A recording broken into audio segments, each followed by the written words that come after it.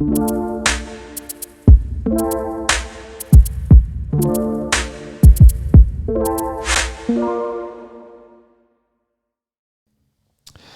welcome back, everybody, to another episode of BCS Community Connections. And today on the podcast, we are honored to have Kenzie Eilers. It's Eilers. Yes. We always tell everybody Eilers. We were talking about that before we went on.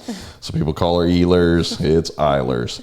So Kenzie is with Mary Kay Cosmetics. I say cosmetics. Really, that's probably not actually a part of the name. It's Mary Kay. We'll refer to it that way because it does more than just cosmetics. We're going to talk a little bit about that stuff. Yep. So what I want to do is give you an opportunity to come on the show today and kind of talk a little bit about yourself. And then we're going to talk about your business that you have with Mary Kay and maybe even clear up some thoughts and misperceptions about Mary Kay Cosmetics, multi-level marketing in general, so that people can get an opportunity to kind of find out maybe this might be something that works for them. Maybe it's something that I don't know that there's probably not a person that won't listen to this that's never heard of it. You know, it's been around forever. So we'll get an opportunity to be able to ask some questions and clarify some things and kind of clarify a little bit of the change really that's probably happened with Mary Kay over the years as well too. Because it's been around for 57 years, I think was what I was researching. So let's do a little background about yourself. Tell us where you grew up, what brought you here to Bryan College Station area, how you got hooked up here with Mary Kay. Let's kind of walk through that transition. So where'd you start and grow up at? I grew up in Franklin, Texas. Okay. So just right up the road. Yeah. My family has a ranch in New Baden, which is just a small community right outside of Franklin. Okay. My family actually came over from Germany and founded New Baden. There's a little general store there that was in my family for 5 generations, and we had a feed mill and things like that. So my grandpa sold all of that in the 80s. So I grew up on a ranch, lots of cattle, and I came to Bryan College Station to go to A&M. I'm a 3rd generation Aggie. Awesome. So my dad told me he wouldn't pay for my college education if I didn't go to A&M. Of course, he was kidding, but was he really? I don't think so. I don't think so. This is not a misperception. I don't think I've heard a lot of people say, "Hey, I'm ready for you to go to A&M." You know, especially if they graduated from there, man. It's like we must produce more Aggies down the road. So. Yes, yeah. So I tease people I didn't have a choice. I mean, I really did, but come on. Free education is nice, That's right. I'm very grateful to my dad for paying for my education, so that was awesome. But when I graduated from A&M, I went to Franklin for just a little bit, went back, and I moved here in November of 2019 with my husband. We came back. So tell me what you went to A&M for. What was your degree that you were studying? My degree is in Ag Leadership and Development, okay, and my minor is in Animal Science. Okay. So on the backside, on your dad's side here, there's veterinarian, engineer. My aunt has, both my aunts have master's degree in education, teacher, principal, so very involved in the school district, and then, of course, running small businesses. So animal science as a part of your degree, was that kind of also tied back into the idea that your dad's a veterinarian? And yeah, I know I didn't want to go to vet school. Yeah. Not saying women don't make great veterinarians, but that's just not for me. I'm very fair-skinned. I don't want to be outside. I don't really want to work that hard. Yeah. I did it my whole life. Yeah. And so it's a great career, but I know I didn't want to, but I thought I would stay in that realm forever, just in the ag industry. Yeah. And so I thought animal science was probably my best route for a minor. Okay. So you come out, you graduate, you've now got your degree. And then where do you go with that degree from there? Because at this point, you're just like, I'm not going education further here. So where did you see yourself? Did you see like, okay, well, I guess I can always go back and work with my dad, or? That wasn't an option. Oh, like so you gone. Dad, yeah. I'm paying for it. You is gone. Yeah, my brother and I are the same age. We're only 6 months apart. He's adopted. So when we graduated high school together, my brother and I, same grade. And so he went off to college in Waco, and I came here. And my dad said, when y'all leave, you're not coming back. I'm like, okay, so I need to figure out what I needed to do. And when I actually first came here, I started at Blinn. I didn't go straight into A&M. The day I was finishing at Blinn, my 2 years, I was sitting in the hallway with one of my best friends. We were both applying for nursing school. And I looked at her and I said, I don't think I want to do this. And she's like, what? Are you kidding me? And she's like, we're sitting here filling out the applications in the hallway at Blinn. I'm like, yeah, this just isn't for me. Like, I don't want to go to nursing school. So I applied for A&M, got in, and I was like, I'm just going to get an ag degree. And so that's what I did. And I had an internship I graduated from A&M in December of 2016. Okay. So that summer before, I did an internship with Merck Animal Health. Mm-hmm. And so, of course, they have a human side to almost every vaccine you've probably ever gotten was created by Merck. Right. And so they're a huge, they have a huge animal industry as well. So I moved to Kansas in, I guess, June of 2016. Okay. Stayed for 3 months, did an internship with them. And then I came back for my final semester at A&M and stayed on with them as a 1099 contract employee. So locally, there was a sales rep that worked this part of Texas for Merck. And I basically would shadow her, go to feed stores, like set up, Merck booths and just talk about the vaccines and things like that. And I was like, okay, well, I think I might want to be a sales rep, for Merck or whatever. And so they weren't hiring in Texas. And of course, being young and kind of afraid, I didn't want to leave. I could have went back to Kansas. Sure. Or anywhere on the East Coast and taken a job. And I was like, well, I don't really want to do that. So the next best thing was animal nutrition.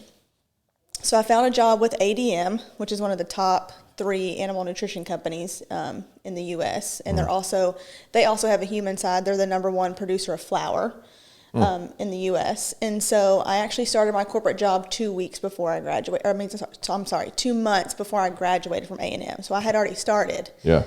Before I graduated, and my boss almost didn't let me walk the stage at A&M because once you get into corporate, they own you. It's a little different. Well, did you request this day off? Right, exactly. Yeah. So that's what I did, and I was the only female on my team and the only one under the age of 50. There was only 5 of us that covered the entire state of Texas. Wow. So you had your taste and your toe in the water for corporate world. Yes. So you're working with them for how long before you decide this is not a year and a half? And then walk me through that. Walk me through that mental preparation of going, yeah, corporate's just not where I need to be at this point. Well, there were 2 things. Well, really 3, like 3 main reasons why I left. I knew going into it that it was a man's world. Like with my dad is one of the most, sought after veterinarians in Texas, and he's had 2 vet clinics, and he sold those, about, 10 years ago or something. And so he has, big clients here in Texas. And so I knew it was going to be tough. Yeah. But, it's all about these days. It's kind of who you know. And so I used my dad's clientele. I would go work with him. Sure. To get in front of his clients and his people, and also just to show my dad, like, hey, I know what I'm talking about. Yeah. To, educate him on our stuff and try to, get my dad to also start using our products and things like that. And so I worked it, and, the first thing that got me was my boss was hired from another company. Mm-hmm. So if I wanted to move up, that probably wasn't going to happen because I could see that they hired from outside companies and not from within. Okay. So that kind of got me at the very beginning. There was no training, really. I had one guy on my team that really took me under his wing because he lives close to Franklin. He actually knew who my dad was. They have known each other for a long time. And so he took me under his wing, educated me on the product. I did a lot of driving with him and going to clients and learning from him and things like that. Mostly shadowing and things. Okay. Yeah. Just listening to him talk to customers about our products. Of course, I can read all day long. I can read the fact sheets and this and that, but hearing someone else put it on it and their eyes seeing the cattle transform after using this specific product or whatever. And so I did that for the first 8 months. And so the first experience that happened that made me want to leave corporate was my dad had this big client. Huge producer, like 6,000 head of cattle, which is like ginormous. And my boss and the guys on my team had been trying to sign on this guy for many years, like 7 or 8 years.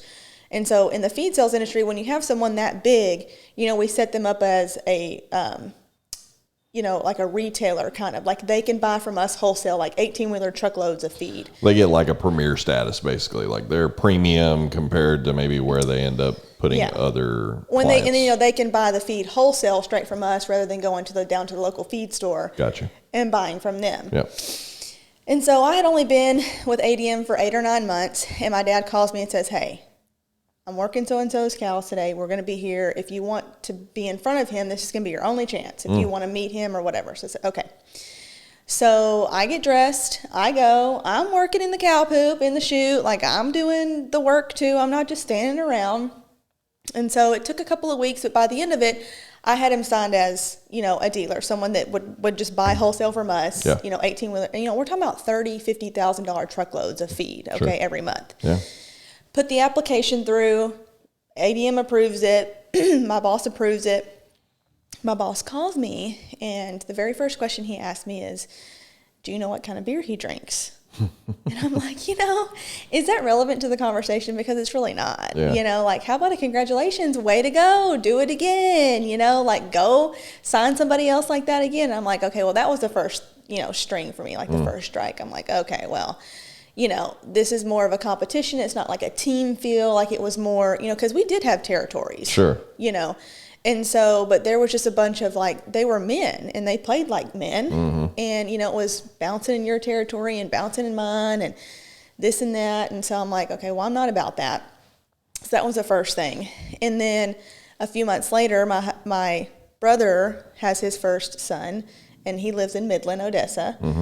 And so we go, his wife is being induced and we all drive the 8-hour drive to go. And my boss calls me and he's like, what are you doing? Very micromanaged, which I'm a very independent, high D personality. I can do my own stuff. As long as I'm working my numbers and making my stuff, I feel like we're all good. Yeah. And my boss calls me, and I didn't tell him I was going because I can still do my job from my phone. I'm checking in with my clients. I mean, when you're a sales rep and you don't have a corporate office, most of the time you don't have to run things like that by your boss, And so, anyways, we go to Midland, Odessa. I'm talking to him on the phone in the hospital, and he basically tells me, you can't do this again.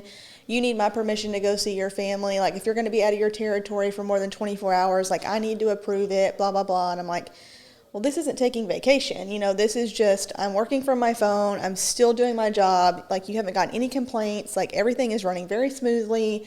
And so that was strike 2. Okay. For me. And I told my dad in the hospital, I'm like, I think I want to quit. This is just, it's very micromanaged. It's, I'm really not getting the recognition for what I've done. And of course my dad was like, I'll support you either way, or whatever. And so in that hospital that day, it was kind of like, okay, I'm putting in, my 2 weeks. You knew what was coming. And at that time I was already a part-time Mary Kay beauty consultant. Right. I was already doing it just for fun at that time. And so that's kind of what happened. And I said 3 things. The third thing was my boss just also didn't know a lot of verbiage, I guess, that was used in our world of agriculture and sales and cattle. And I would ask my dad, why doesn't he know what I'm talking about? Is that something only veterinarians use? Or is that something this part of Texas uses? And he's like, no. He's like, I have no idea why he doesn't know what you're talking about. I'm like, I think some of that had to do with maybe since he was outside in, brought in or whatever, a lot of the times that doesn't transfer over or, doesn't catch on as quick or whatever. The corporate world's a tough place to be at because there's an expectation, right? And the expectation is usually always driven around numbers. It's always driven around performance. It's always in 30 years in the corporate world, it's never about what have you done for me. It's what are you doing and what are you planning on doing. And then once you see a number for a month on a P&L or something like that, dude, it's over. That's last month. What about this month? As soon as you step away from that number off of that sheet, it's time for the next month's number. And it always has to be better. It always has to be bigger. And you're right. There's this point of separation that happens in the corporate world where you end up being a number as a part of numbers that they want to get, right? So, and yeah, I'm sure probably when you sign on and you get the we'll call it the big fish, form or whatever, it's more so that's just another client for us at this point. Now it's where's the next client? Yeah, you landed this one. What about the next one? So So you decided you're going to step away from there. You said you were doing Mary Kay part-time at that point. So how did you get hooked up, even on the part-time status? Like, what was it that, was there an event you went to? Were you invited to something that kind of brought that into the line of sight for you? Yep, that's exactly right. Myself and my mentor are the exclusive vendor for David's Bridal here in town. Okay.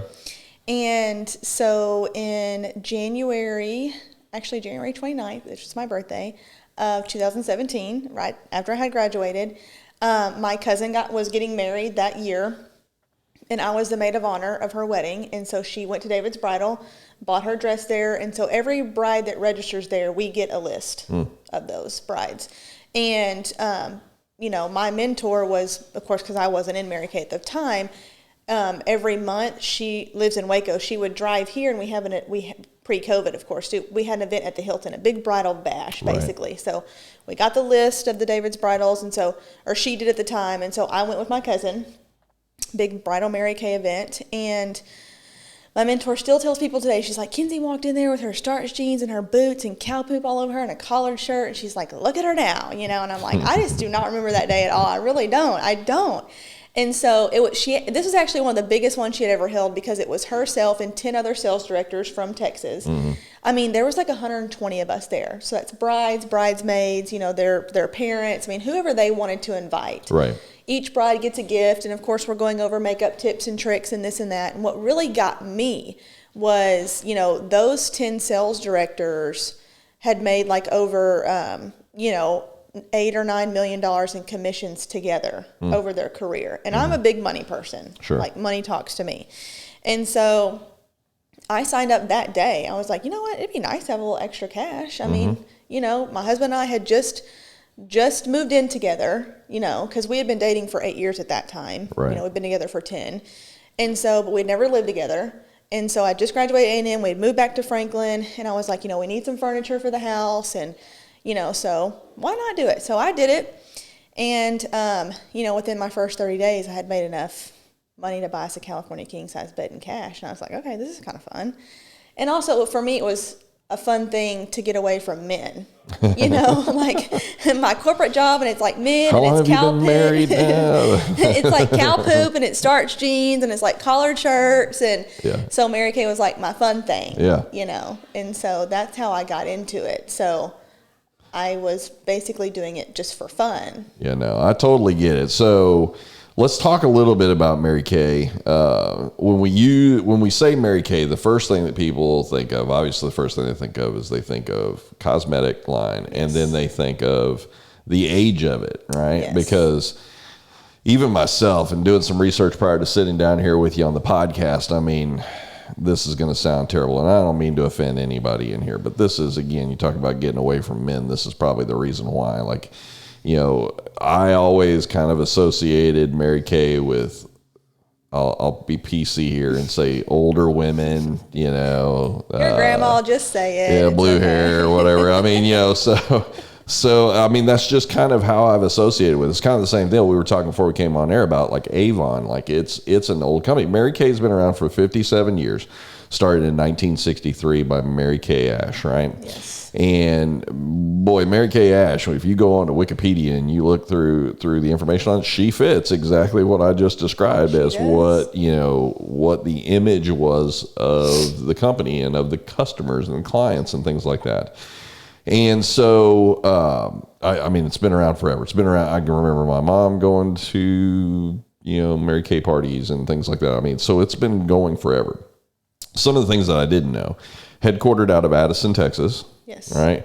Manufacturing plant in Dallas, Texas. Yes. So, I mean, it's all kind of Texas-based here. Yes. And in the process of all that as well, too, it is the 6th largest multi-level marketing company in the world. And it employs, and I'll kind of, if you're listening, you're not seeing me, I'm air quoting right here. But it employs 3.5 million people worldwide, right? And so these people range from toe in the water people, kind of like what you were saying, like, it's nice to make a little extra cash here so that I could, pay for this, buy this, even, get products a little cheaper or whatever, to the ones that are, they're all in. They've dove in head first, and this is their business. This is their future. It is what they view as their career. And so you start in, you get an opportunity to get invited in. You kind of get this opportunity to also see it as like a little bit outside in, I guess, at that point, where you see these others that are committed to it as a career.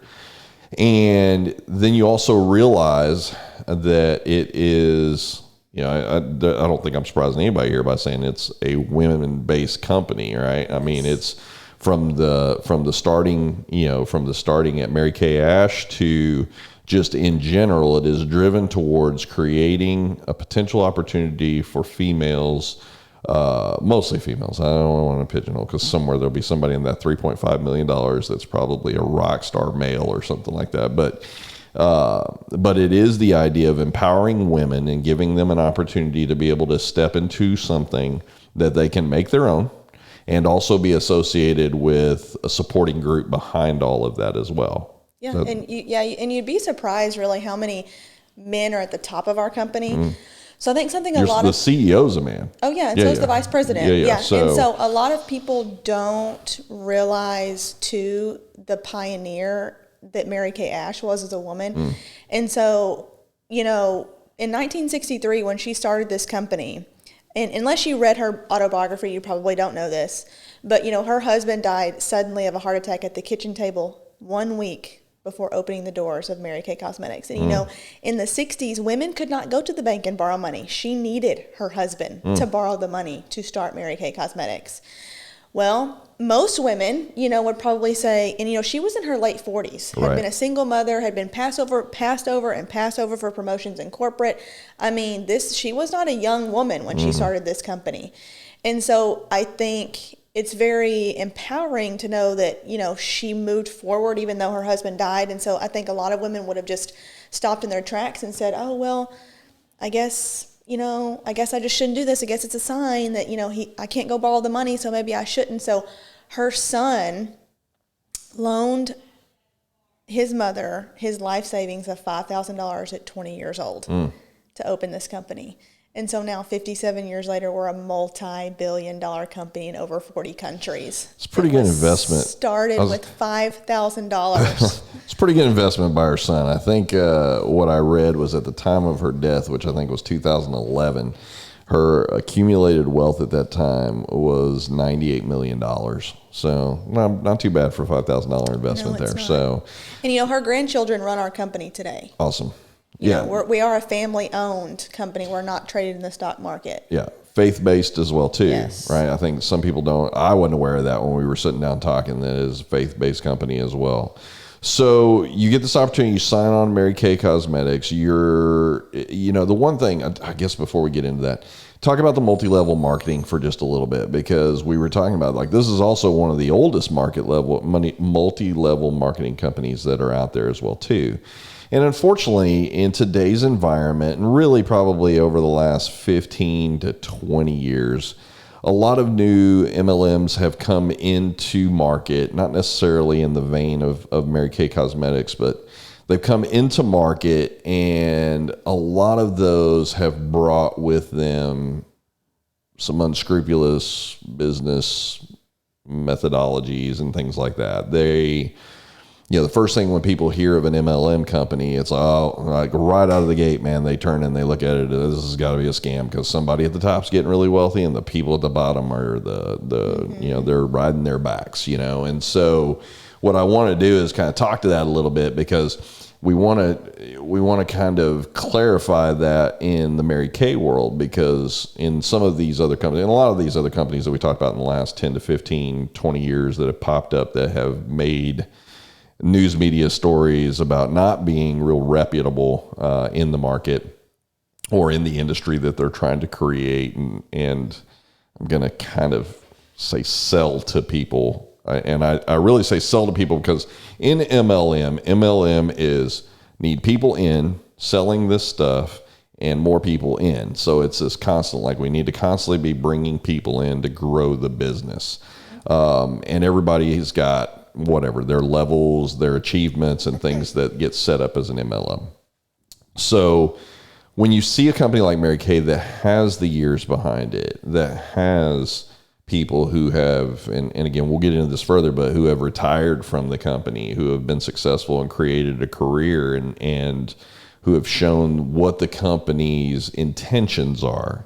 Well, now all of a sudden you get this opportunity to kind of peel some of those layers back a little bit and understand, look, it hasn't been around for 57 years because it's riding the backs of small people and profiting. It's creating a platform for women, some men, to be able to get on board with this and make of it what they put into it. Because that's kind of the other thing you're talking about here. Like, you're not just going to go and stamp a card with, Mary Kay sales director or whatever, and you build it, they're going to come. You got to do your due diligence.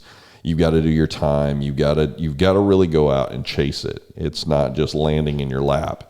And so that really becomes where effort is met with reward. More effort, more investment that you're putting into that with your time, your sweat equity, everything that goes into building that business is then met over here on the backside with the reward from Mary Kay. And so you've gotten into that vein of it really probably, I would imagine at whatever point what you're seeing, you're not necessarily looking at it with this side eye of going, man, it's an MLM company. You're probably looking at it as just, these are women in front of me that are true standardized test or litmus test of what this company is doing.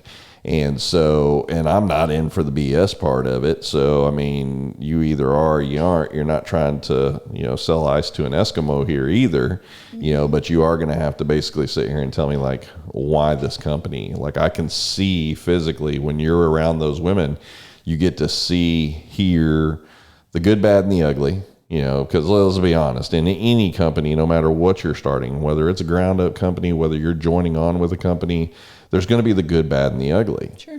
And the pitch that sometimes is heard in MLM is almost always positive, right? Like, people are like, oh man, you could retire, you could get millions, you could, and they're quoting out things that are way up here at the top level in that company as a fishing hook to people at the bottom, right, to try and get them on the hook, right? And so the reality is for people who, like, you've got, I think we were talking before we came on here, you have like 60 people that are kind of your folks working underneath you, right? And so those people it's risk reward for them coming in, because again, it's that same deal. Like, you can come in toe in the water, or you can come in all in. Either way, I'm going to be a mentor to you to kind of show you a pathway that was shown to me. Right. So the best people that are leading through that vein are also sitting over there waving at the people that they're bringing on board, going, follow me. I'll walk you through these things. Let me tell you what I went through when I was at this level in the company, or when I was doing this, or I felt like I couldn't get past this hurdle. You constantly got these people in front that are cheering you on and that are also trying to get you to see further than just maybe the first hurdle that you're at. And in this industry, and along with a lot of others, you're going to be met with, we'll be PC here and say opportunities that are going to come in front of you that you got to figure ways around. You got to figure out, who do I want to be in this company? Who do I want to be affiliated with? How do I want to be known? And what am I going to do if this is where I'm wanting to get to? What am I going to do? I was talking the other day to my pastor, and we were saying, like, you are the result of the 5 closest people you put around you. Yeah. So 5 closest people that you put around you in your personal life, 5 closest people that you put around you in your business life. So if you surround yourself in your business life with successful people in the industry that you're in, and you're learning and training through those guys, and you're bouncing things back and forth and questions and really utilizing their failures, even in some cases, to go, okay, this didn't work for me. This was not a success for me. And you can navigate those waters without having to go through the pain that they went through.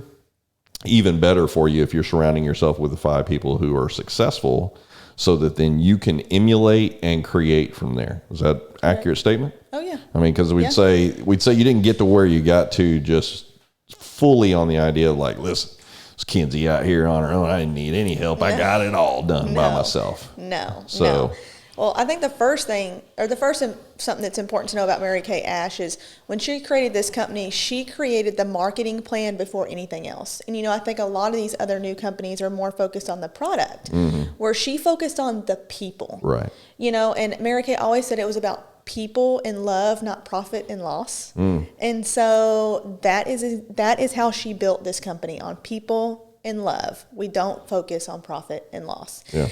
And so when people think, MLM, the first thing I tell people, honestly, is, for one, if it was a scheme or it was illegal, we couldn't do it. Number two, everything's an MLM, right? You have a boss, right? There's a president, a vice president, and then you have your manager, your accounting manager. Well, your manager makes more than you. So can we not consider that multi-level marketing? I mean, everything's multi-level marketing. Yeah. And so, in its own way, right.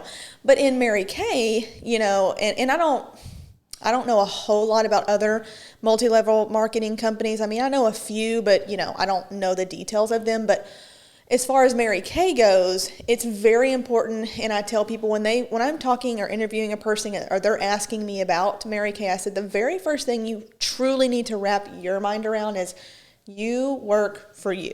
Right. I work for Kenzie. No one tells Kenzie what to do, including Mary Kay. Right. I'm a 1099 contract employee. My only ties to Mary Kay is they give me my free stuff, like this big diamond ring I have on and my free cars, right? And, they send me my product. Right. Other than that, I work for Kenzie. Right. And so, in Mary Kay, people are always like, well, do I have to attend meetings? Is inventory a requirement? Is this a requirement? I said, no. I said, whatever you want to do is what you do. And so I'm going to give you the information because I'm your mentor and that's my job as a sales director, is to give you the information. What you do with that information is totally up to you. Are you going to be successful if you just post on Facebook once a week and, say, oh my God, I love this Mary Kay lipstick I have on? No. Yeah. Is a real estate agent going to be, is she going to be successful if she posts one picture of a house? Oh, I listed this house today. Come buy it. No. Right. And so you have to do the work to be successful. And for me, when I bring new people on or whatever, I'm totally respectful of what they want to do. And, Mary Kay gives us so many freedoms in that aspect that, some women do just join for the discount. You're buying it somewhere. So why not buy it from yourself? Right. It's a huge tax deduction. It's a home-based business. I mean, I get to write off $3,000 worth of personal use product between me and my husband. And what I put in our shower and our spare bathroom for soap, and, you're buying all your stuff at Target or Walmart or H-E-B, and you're not getting a tax write-off on that. Right. Why not buy it from yourself? And that's great. I'm going to respect that. I won't bug you. You can order once a year. You can do you. Or if you want to make money, great. And so I think it's important for people to know that nothing is a requirement. You can totally sign up and ghost me, and I can never hear from you again, and there's nothing I can do about that. Well, I think the idea is, because knowing that, as you describe it, as you're working for yourself, it is about going out, killing it, dragging it home, right? Like you've got to be, if you're wanting to be successful in that realm, you're going to have a successful mindset as to, listen, I'm going to have to put in more than 5 hours in a week. I'm going to have to invest more time. I'm going to have to invest more clarity into what I want that performance to look like. And then can I duplicate that with my actions, with my words? I would imagine it also, would you say before you started, because I know you came off of the road basically selling to people, where you're walking into business professionals and you're selling to folks, a product, right? So similar to what you were doing, but would you say that this avenue of going into Mary Kay has opened your personality type line bigger? Like, are you more comfortable in an environment now that you have something that you go, look, I believe in this more than I believed in what I was selling on the road as a sales rep? Yes, I think in general, both jobs, even my college jobs were all sales, sales associates and boutiques, and, whatever. And so it's always about finding a need and filling it. Yeah. Well, if this guy needed feed for his cattle, I'm your girl. If this girl needs lipstick, I'm your girl, right? But, The answer to the question is yes. And my sisters would tell you too that I've done a complete 180. Not that I wasn't outgoing before or confident before, but once joining Mary Kay, it was like a whole new Kenzie. Right. You know, but it was the Kenzie that like my true self, you know, like I finally found what I'm supposed to be doing, what I was meant to do, and I stepped into that and I just hit it, you know, head on. And so it kind of really aligned with my corporate business. So, you know, it only took me 8 or 9 months to sign that big client, you know, with my corporate. Well, it only took me 9 months after quitting that and doing Mary Kay full time to be in the top 1% of the company as a sales director and earn my first 2 free cars in 9 months. And so it just kind of, I just blossomed into a whole new.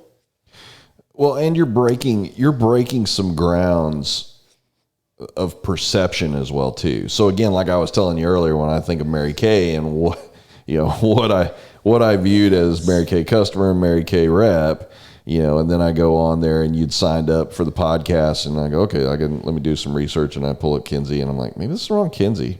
Young 20s, not 60 or 80 years old, right? Yeah, I'm sitting out there going, I'm helping create a new culture in Mary Kay, which is young women, and it really is. Yeah, but again, I think it is that perceptional base of what Mary Kay carried. At least, I mean, in the world that I know, Mary Kay is from 80s and 90s, and I know we're 30 years past all of that. But I think, again, that perception still probably carries for a lot of folks, in that, you know, we used Avon as the example, where Avon for the longest period of time did not do any transitioning, didn't do a lot of reinvention, right? Like the same soap on a rope that, you know, I got gifted when I was 10 years old was the same soap on a rope that I was getting from somebody at a White Elephant at 35. And so, you know, you start looking at this and going, okay, is it your grandma's Mary Kay anymore? And so when I see you as the sales rep on there and I go in there and I'm kind of looking, I'm like, okay, maybe Kenzie's the grandmother and this is the granddaughter, you know, I start digging a little deeper and everything else. And then I start realizing, I start putting it all together real quick. And I'm like, no, like this girl's 27 years old and is killing it, like crushing it over here.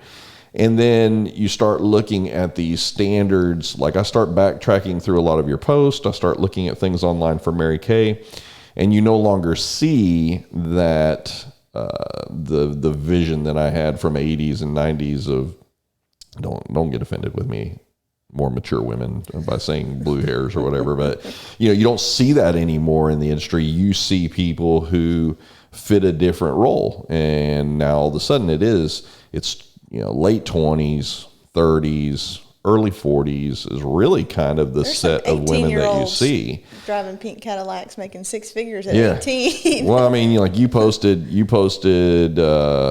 Jen. I try to really kind of keep these names in my mind. You posted on your Facebook about a woman by the name of Jen who, she was up for the pink Cadillac, chose not to get the pink Cadillac, and chose to get the white Jeep with the pink accents that said Mary Kay on there. Yeah, she chose the cash option. Yeah.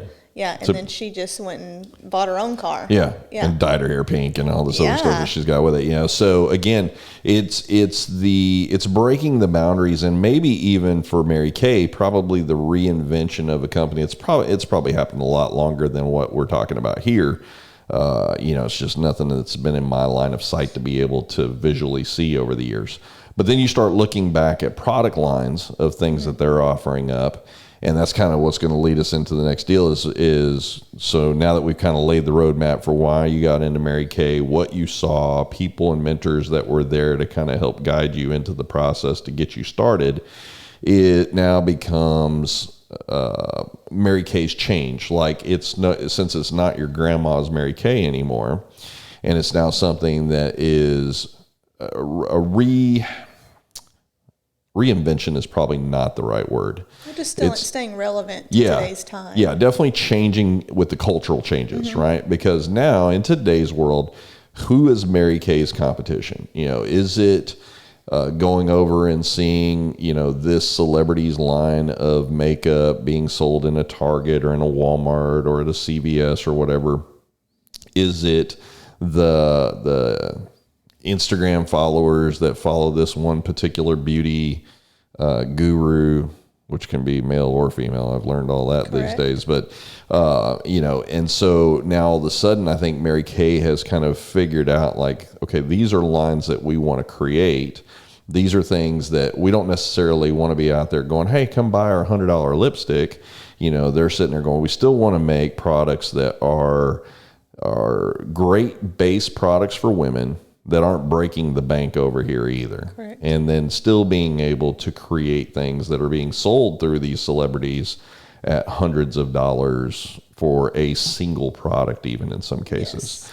And so in seeing that and watching the change and the evolution happen within Mary Kay, and then you come in as more youthful, reinvigorating on the backside, and changing the image and the dynamics of maybe what people's perceptions are about Mary Kay. How do you feel your age coming in with a youthful look and the product line that you're met with? How do you feel those have melded with each other? And when you're working with other women, whether that's through virtual consultations right now, which probably when you got started became face-to-face consultations, how do you feel like that you've helped benefit that by being able to explain from a more younger perspective than from this older perspective of how people view 80s, 90s Mary Kay representatives? Well, I think even just in the 4 years I've been in Mary Kay, so much has changed. And I think one of the smartest things Mary Kay did was changing the bottles. Things are pretty. Yeah. They don't look like they used to look. The bottles are very pink but like a baby soft pink, and it matches your celebrity, their bottles. They're very sleek. There's not a lot of wording on them. And of course, we have a product launch every quarter. A lot of direct sales companies do not do that. And even in the pandemic, they have continued to release new product every quarter.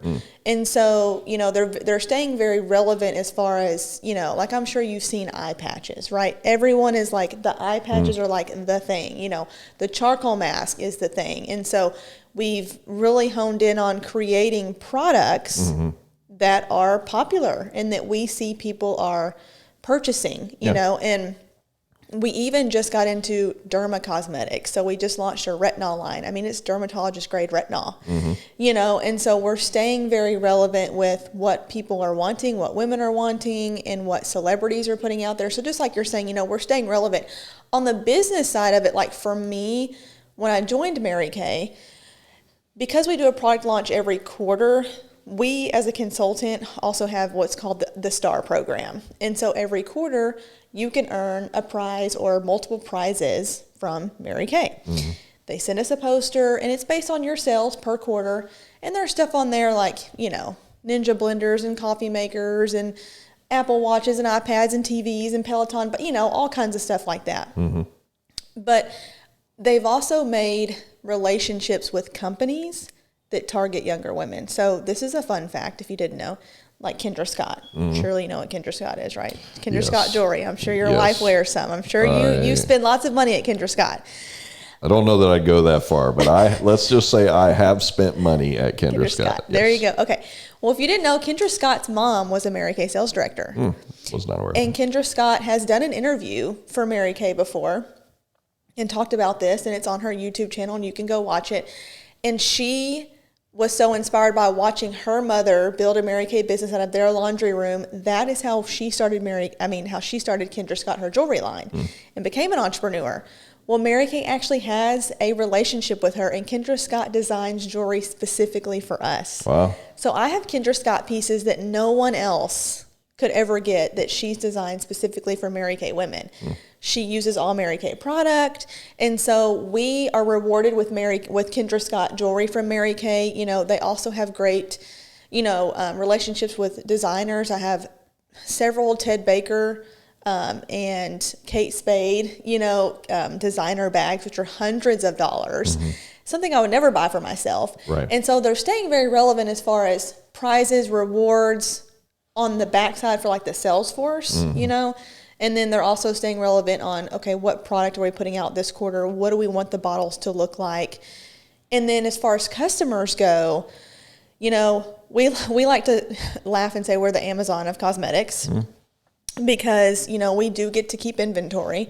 So when my customers text me, they usually get it the same day. Dropped on their front door, no big deal, hands-free, like in your mailbox, hung on your front door, delivered to your work or whatever. So they stay relevant in that way in allowing us to make the decision whether we want to have inventory or not, right? You walk into H-E-B, they don't have milk, well, you're going to go to Kroger. Right. Well, I don't want my person going to Target. I want her to buy from me. So they stay relevant in that. And they also don't require our customers to make or pay any kind of money to order from our website. So there is a direct sales company. Mary Kay doesn't make deodorant, so I was buying my deodorant from another company. And I lost my consultant, and I found a new one at the gym. And she had the water bottle, and I was like, hey, you sell so-and-so? She's like, yeah. I was like, well, I need my deodorant. I lost my consultant, and I really want to order. And so she's okay, here's my website, blah, blah, blah. Well, I had to go to her website, which I didn't end up doing it because I think it's ridiculous and I'm not going to. But I had to pay $30 to register on her website to become a customer, then pay for the deodorant and pay for shipping. Whereas my customer can just go to my website, make a profile. She kind of has to do that just to register. I mean, that's not, I run that website. So I'm not sending tons of emails and junk mail and all that. That's putting her information in so that Mary Kay can ship her product. Right. And then I pay for my customer shipping. And so all of my customers get free shipping, and Mary Kay ships it. She'll have it in 1 to 2 days from Dallas, because it comes straight from Dallas, Texas, like you said. Right. And so she gets it so quickly. And so they've stayed relevant in all 3 categories. Well, and it's important to know, for those folks, so again, the first thing, marketing has become such a multifaceted process to obtain new customers, retain old customers. And the first thing you start seeing, like when somebody says, go to my website and fill all this stuff out, the very first kickback that you get from people is probably like, great, I just put my email address in and I'm fixing to get swamped with 5 emails a day for the rest of my life, which, I'm sure these companies and businesses that create the apps to spam all that stuff out of there probably love that. But, if it's simple, if it's easy, and the convenience factor obviously is important. And really for your area here, especially if you're in Texas and you're ordering, it's coming out of Dallas. In most of the cases, that's probably, my guess would be either out same day, depending on when you're ordering, or out next day in most cases. So if you're shipping from Dallas, you're 1 day out. The only reason I know all this stuff is because, we ship a lot of stuff from Dallas for our business as well too. And it's typically a 1 day turnaround on it. So once it's out the door. So, but for your customers to be able to get in line and have a simple process, instead of okay, yeah, here's where you're going to go. And then after you filled out this page, then you're going to get directed to this page. And then after you've gotten directed to this page, then it's going to ask you for this information, so to streamline that and be able to get that for your customers, or like you said, have inventory already on hand in some cases of your better sellers that you don't have to worry about. Okay, well, as a matter of fact, I happen to have those already, so I can get that to you today. And having that rep available to you in town and everything else to be able to do that, or even if they're not in town, but shipping it out to you, again, is kind of that same kind of quick turnaround. Mary Kay, when you were talking about the packaging and everything else, in my head, I'm again playing back when I was a kid and watching my mom with stuff that she would have in her purse. You're right, everything was black. It was square. It was very dated. Right? Very, very specific to a date. I don't know that back in those days there was any such thing as a lipstick tube that was not square or a rounded square or something along those lines. But almost everything they sold was black. But that was also their color line at that point. They were doing everything as, black boxing and black in the concepts of stuff that was being given out. And you had a Mary Kay catalog, you had all these other things. And now, again, as they probably, my guess is that they have is it like a research team? Is it a concept team that I guess Mary Kay would probably have, that I imagine is probably looking at all of these things that are coming to market to then make a determination of like, okay, this is garnering some traction over here. So let's create a version of that, or, you know, let's get out in front of this. You were talking about the retinol. You were talking about the eye patches, the face masks. Oh my gosh. Now that I'm not sure I can tell you how many face masks have been purchased in my house. Probably more by my 9-year-old daughter than by my wife, you know? So, but when they see, I'm imagining that research team is probably looking at current trends, potential future trends on the horizon, so that they can then go into concept to be able to create those lines to release it as quick as possible. I mean, it's kind of, you know, a trend in the makeup industry. I'm speaking as a guy, right? But I was telling you earlier, you know, it's kind of like saying I'm not this, but I did stay at a Holiday Inn Express one time. Running a Walmart store and being able to see resets in our cosmetics area, right? And you could see like things going out, new things coming in. You could see celebrity lines of products being brought in. In a lot of cases, it's still same stuff kind of deal, just packaged up pretty, put somebody's name on it, and it goes back to market at double the retail that it was when it was in cheap generic packaging. And so you see these ins and outs, but you also understand how quick a trend will change. Like today this is hot and tomorrow it's not. And so this in and out revolution within the industry is always going to be met with being out in front of what the next big thing is. Like not necessarily waiting for it to come to market, even when the buzz is out there and you're like, hey, I'm hearing that there's this incredible anti-aging product. I mean, you say anti-aging product to 40, 50, 60-year-old women, they're all over that, right? They're like, oh, okay, well, let's hear about this. Let's see what's going on. And in today's world, a lot of advertising, so to say, is done. It was at one point, it was all TV. All TV. I mean, you couldn't really sell I would have a hard time believing you could sell cosmetics through like a radio advertisement, right? But cosmetics is like thrown at you from the industry on anything visual. Like if I can put it in front of you, show you what it does, put the little line on this lady's face, the before and afters, and it's just kind of constantly this barrage of why our product is more important or special or creates a better you than any other product. And it's popped out there and done. Now it seems like a lot of that has now moved into the social media marketing, where you have cosmetic industries that are now hitting Instagram, TikTok, maybe Facebook for our older people that are out there. But, in that up and coming generation, Instagram and TikTok really are kind of the two places that are there. And then you have what we were referring to in pre-show was the influencers. People these are folks that carry huge amounts of people that follow them, and they get tons of free products from places that are just like, we'll give you this and pay you this. I was amazed, and I'm trying to remember, might have been on Netflix's David Letterman. I think he was interviewing Kim Kardashian, right? And she had talked about like the products that she gets in, and he was like, well, what do you get paid for, advertising a product for a company? And she was talking about, I think it actually was a cosmetic line. I don't remember specifically what it was, but she said, yeah, they send me the product. I go on and I do a quick little thing and I say, use this. It's great for your lips. It feels awesome, blah, blah, blah, blah, blah. 15, 20 seconds. She puts that out there and he goes, what did you get paid for that? She's like, I paid $500,000. And you're just like, holy cow. Like, you got to understand that these product lines that these guys, and it's not like these guys are out there going, hey, I got this new great value brand eyeshadow, I mean, these are high dollar lines, and they're high dollar for a reason, for things like that, where it's not necessarily that, this thing's been made with gold. No. It's the idea that they've gotten out there and have to pay $500,000 to a celebrity to do a 20-second endorsement on their Instagram.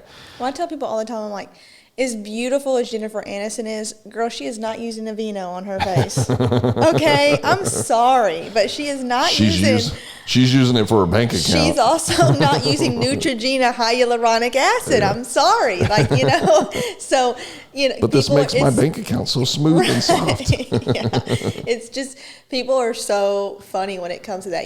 People get so mad. It's like, well, you only had this product for a limited time and I loved it and, this and that. And I'm like, well, we have to stay relevant to today's time. It's the same thing as like Bluebell. They put out their summer flavors and their winter flavors. And, it's, you don't wear winter coats all year round either. You have your summer, your summer shirts and your winter shirts. And so cosmetics is the same way. You're going to make me cry here. We're trying to. You're going to make, so for people who know me, they know that I am a Bluebell snob. First off, I don't eat any other ice cream other than Bluebell. And for most people that know me really well, my favorite flavor is Christmas cookie ice cream.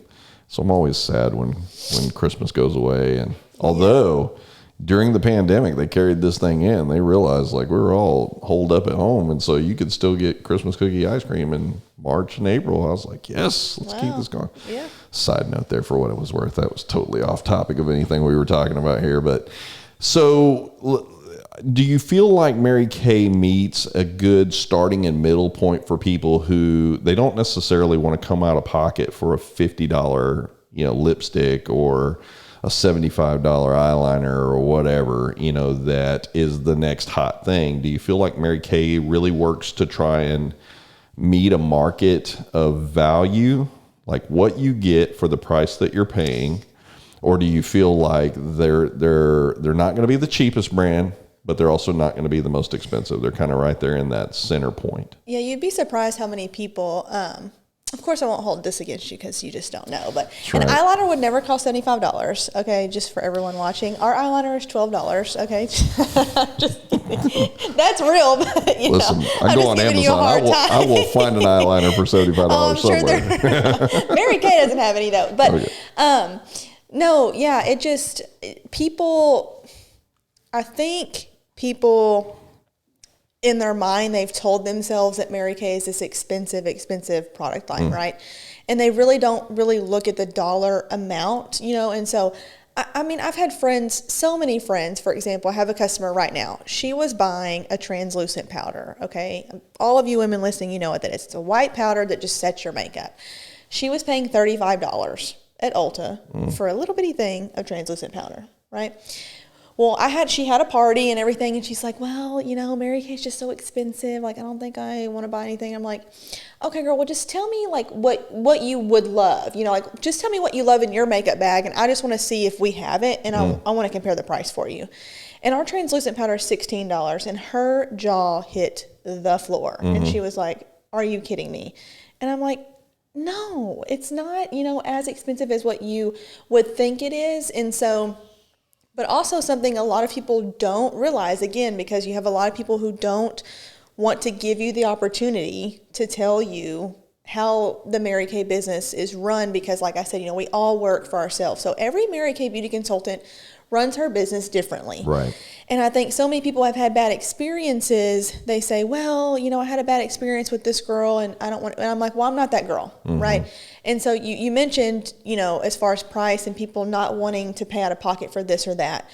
And for me personally, I offer payment plans.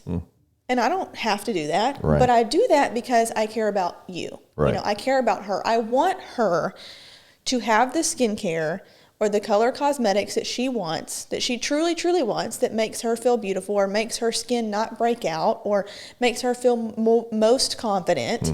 And, personally knowing just the research and how the FDA doesn't regulate things, and, you should never buy cosmetics at, big box stores or whatever. And so, of course, people do but they're not educated. And so that's what she gets with the Mary Kay Beauty Consultant, is a little bit more education. But, like I said, I do offer payment plans, and a woman can pay me $10 a week for 10 weeks until her skincare set's paid off.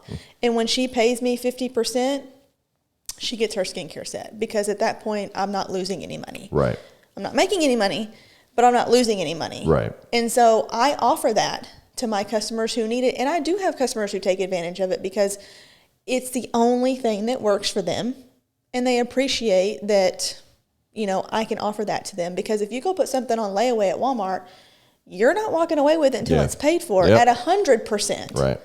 And so, of course, that's me as a business owner making that decision to put enough trust in her that she's going to continue to pay on her skincare set. You're like, this is not a Mary Kay program, so don't go running to your rep telling them. But, it is what it is. You have to take the penny out of the eye sometimes, and it's really not about the money. It's about making her feel confident and providing her with what she needs.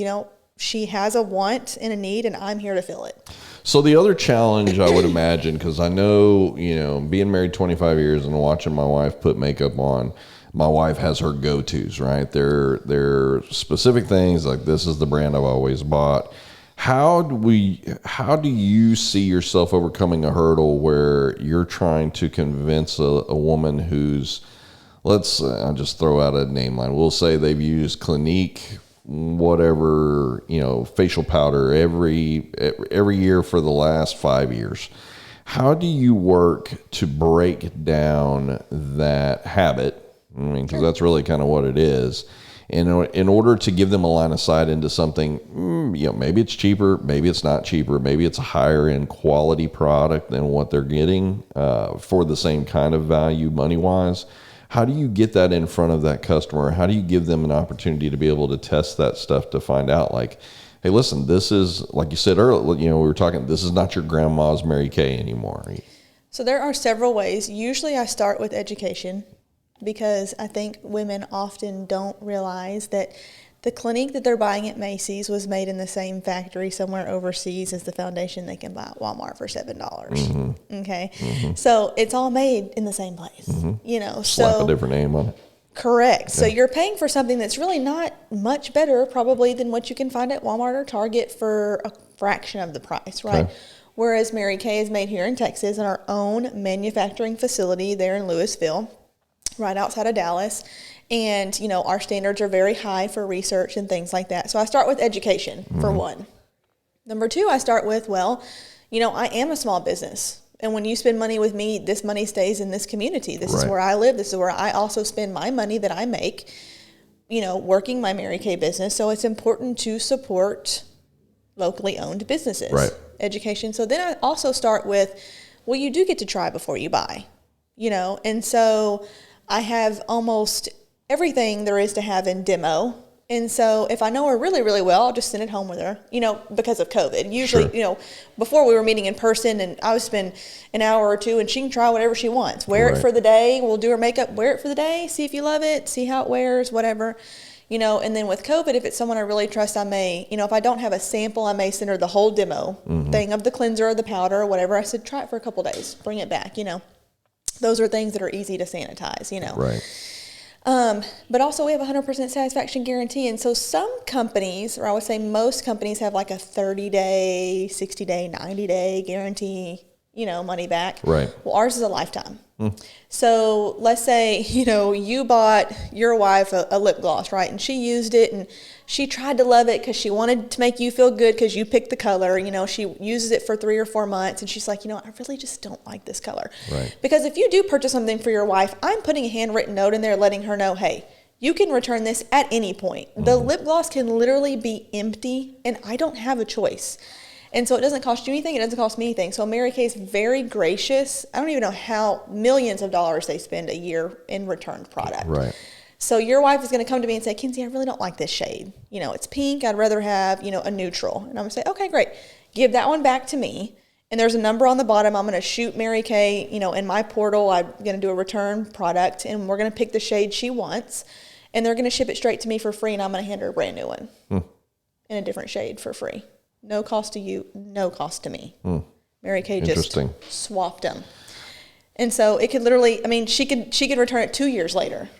Yeah. Not that you're encouraging any of this, but. No, but, but it's the truth, and it doesn't harm me, if she says, she can exchange it for something else in the catalog, or she could just say, no, Kenzie, I really just don't like it at all. I was glad to try it, but, I can just have my money back. Yeah.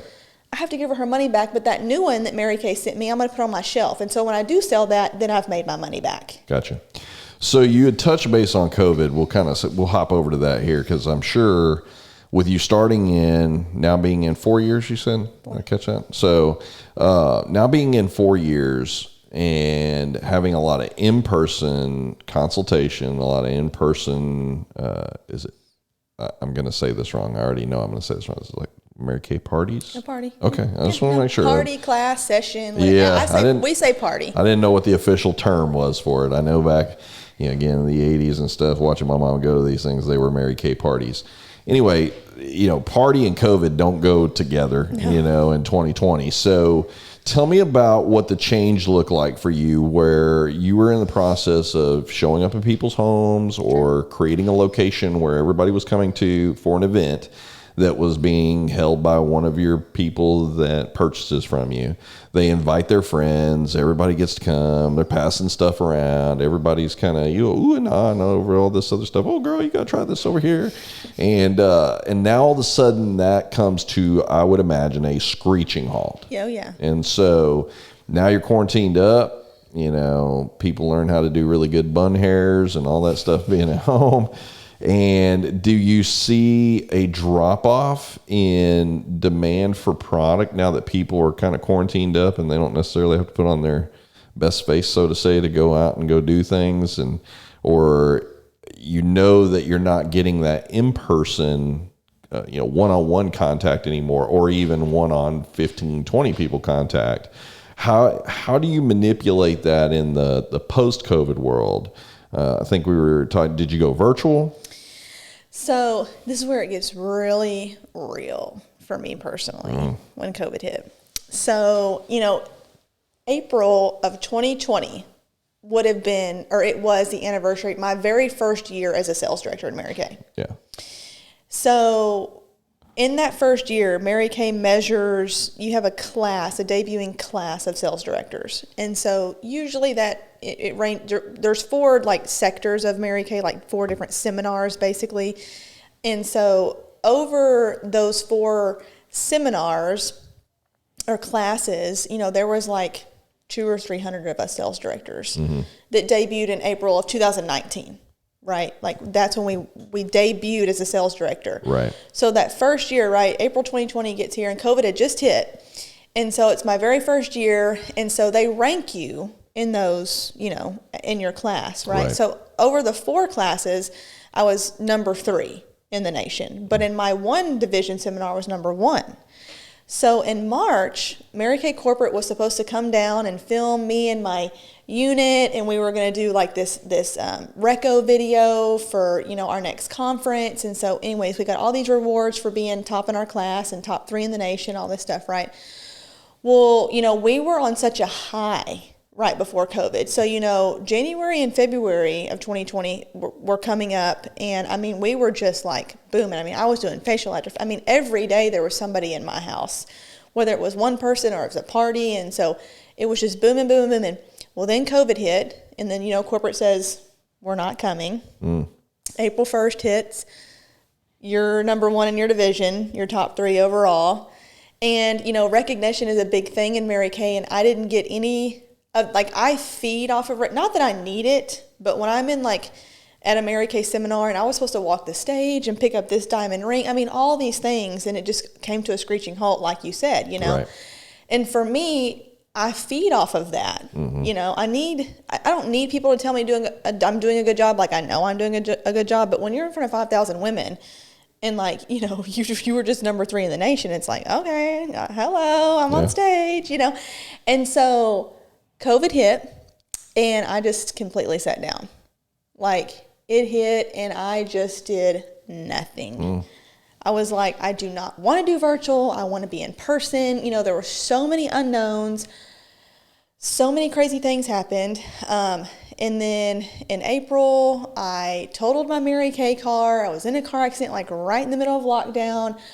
All this stuff happened. And I'm just seeing all my friends, Mary Kay Corporate, they told us that 2020 was the best year that we had in over 20 years. So again, this goes back to it is what you make it, right. And so Mary Kay Corporate as a whole, or our company, wasn't really affected, right? The lipstick effect is a real thing. There's 3 things that are recession proof: alcohol, tobacco and lipstick. Okay, that's a real thing. I do it too. That is a real thing, cosmetics. And so everything went up because people still want their product. So for me personally, I didn't see a decline in sales for my personal customers, right? Personally, they were buying more, because they're sitting at home. So now they can browse the website and they can actually dig into the Mary Kay products they bought last month because they haven't had time because they're working so much. And so, for me, but a lot of my consultants set down because no one will ever work it as hard as me. I do it full time. It's, they're all doing it for other reasons. Sure. Not full time. And so it took me I sat down for probably 90 days. And your business can change in 90 days. It only takes 12 weeks. It only takes 90 days for your business to go down or to go up, And so I wasn't about the virtual world. I really wasn't. And a lot of my Mary Kay. Was it because you're like, I'm going to hold out, this is going to change, and I'm going to end up being able to be back on this again? I think it was partly that. Okay. It was also partly I was still riding off the high of being number one and then top 3 in the nation, and we're good, like no big deal. It'll, and my customers, my personal business didn't fall. So I was thinking, well, my consultants won't fall. It was my very first year, as a sales director. And so, thank God that they're valleys and mountains and not plateaus, but I just didn't, so many of my sales director friends were like, okay, what are we doing? We've got to pivot. And I was like, I don't want to pivot. I want to be in person, and I was still thinking to myself, like, what actually happened could never happen. Like the shutdown, no one knew what was going to happen. Sure. And so it kind of just, my business, came to a screeching halt as far as like facialing people and getting in front of people, because I have to get in front of, it's all about numbers. Right. It's not and these aren't Mary Kay numbers, but you have to have so many referrals and leads, and you have to lead generate, and that's not just a Mary Kay thing. That's it. That's real estate agents do that. That's a thing for everybody. Sure. And so it wasn't until like really the end of last year that I really was like, okay, well, this is life. Like, this is what we're doing. So I guess everything has to be virtual now. So now it's so convenient. I have. And then being pregnant too, we were like, well, maybe we should start trying for a baby. And I'm like, okay, great. So we're in a pandemic. We want to try for a baby. My business is at a screeching halt, all these things. And so then I was like, you know what? I don't really have a choice but if I want to keep my business alive and I really want to reach the goals I want to reach, and I want to have this baby and stay home with him and all this, like, I've got to do something. And so I'm glad you clarified the I don't have a choice part being the business piece, not I don't have a choice about being pregnant. No. Yeah. And so we as sales directors have found so many resources that we wouldn't have known about pre-COVID. And so, there's this system called OneStream, and I'll pre-record 5, 6, 7 videos in a day. Of doing, makeup tips and tricks, or, going over skincare or something. And then I just schedule them in my customer Facebook page group, and it says I'm going Facebook Live. Wow. Hello. So our time, I got to learn about this because, I just thought you could only Facebook Live if you only Facebook Live. No. So the first Sunday, usually Sundays are like my day off. I try to take one day off a week, but usually the first Sunday of the month, I will just record training videos, record videos for my customer page, record any kind of video that I can pre-record for the month. And then I just upload it into OneStream, and you basically, OneStream I don't really know what word to use, but it hooks up to all your Facebook pages. And so you upload the video, and then you pick which page, what day and time you want it to stream in, and it streams in, and then... Interesting. And so people are commenting in real time while the video is going, and you can literally kind of be behind the scenes, like, answering stuff or whatever. So what had to change in your arsenal? Like, you were talking about having to record all these things. Were you recording your videos with your phone? Did you have to buy lighting? Did you have to stage an area now in your house that's now your recording area? I mean, what had to change as far as your arsenal of, okay, I'm committed that I'm going to do this online deal or this virtual deal. And so what did you initially see? Like we look at it from here. Like when we started the podcast, we started with a pretty good idea of what we needed in order to get rolling. And we definitely went much bigger going into the podcast, getting good quality equipment and things like that. And we wanted to spend that money in order to have a great show and a great sound and everything else for our customers who were going to be listening to become potential customers or clients for people who come here to the table. And then there's been things that we're like, okay, we're going to need to add this, or we'll need a little bit different lighting or whatever. Do you find that that's where you're at, or did you initially just go, listen, I can do this with my phone. I've got pretty good lighting in this area. This sounds okay over here. And you just popped and went? Or did you find as you started going, you're like, since this is going to be for a little while at least, or maybe my I hate using the term new norm, but this is kind of what it's going to look like for me. So I need to invest a little bit more into this to make it more professional. An example I would give is the makeup tutorials that you were referring to. And the first thing that I think about is I have a 9-year-old daughter who's right at that point of liking to mess with makeup and everything else.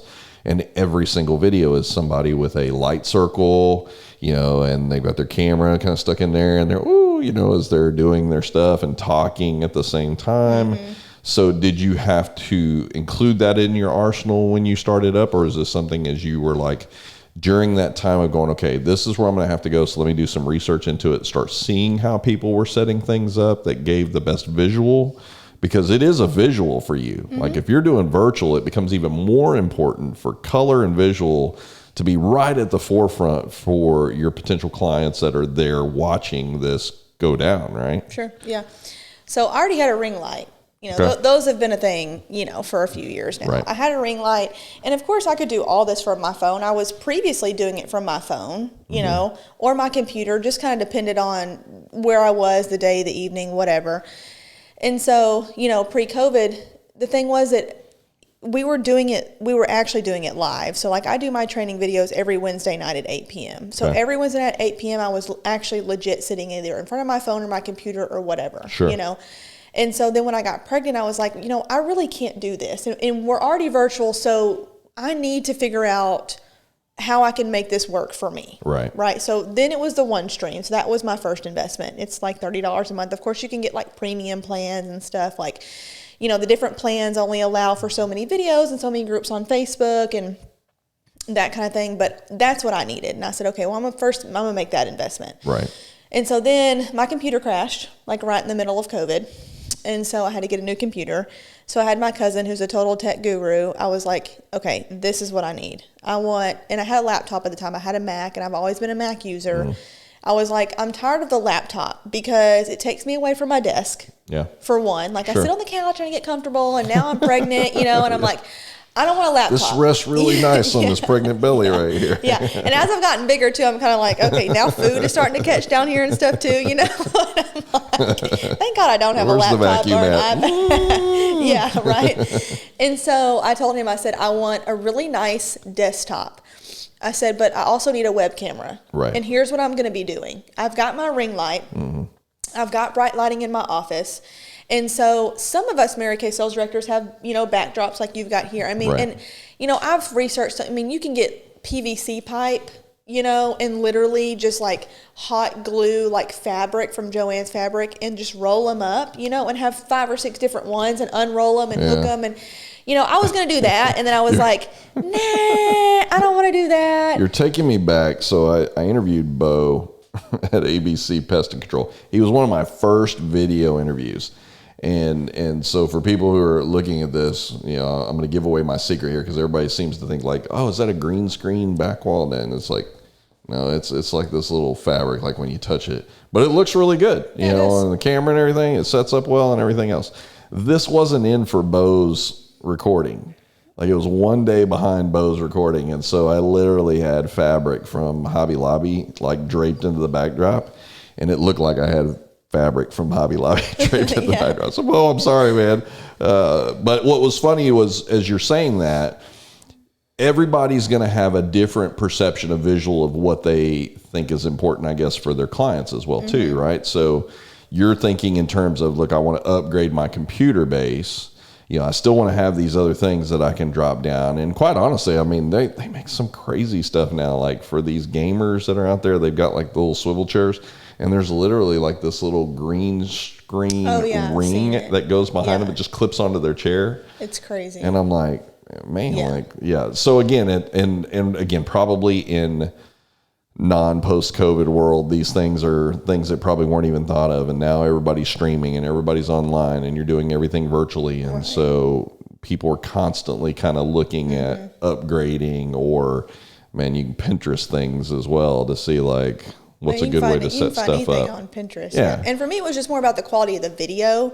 So I didn't go with the backdrops, because you can buy some from Amazon too. I mean, you can buy really cute ones that look like, you've got cosmetics behind you and all that, that you're in a studio. And what I did was behind where I've got my corner, my desk, I just had some really cute pictures of like lipstick and like, just some like graphic little things, and had my husband set it up behind me. So it's my real office in the background, and they can see that. Yeah. And I was just more focused on, okay, when I'm actually doing my makeup, or even when I'm training, I want people to see my true flaws. Sure. I have freckles, and sometimes this brow's higher than the other, and they're sisters, not twins, so it really doesn't matter, And so it was more about just the camera and the quality, and also making sure my voice was coming across clear. Right. And so for me, it was literally just the new computer, which I had to get regardless.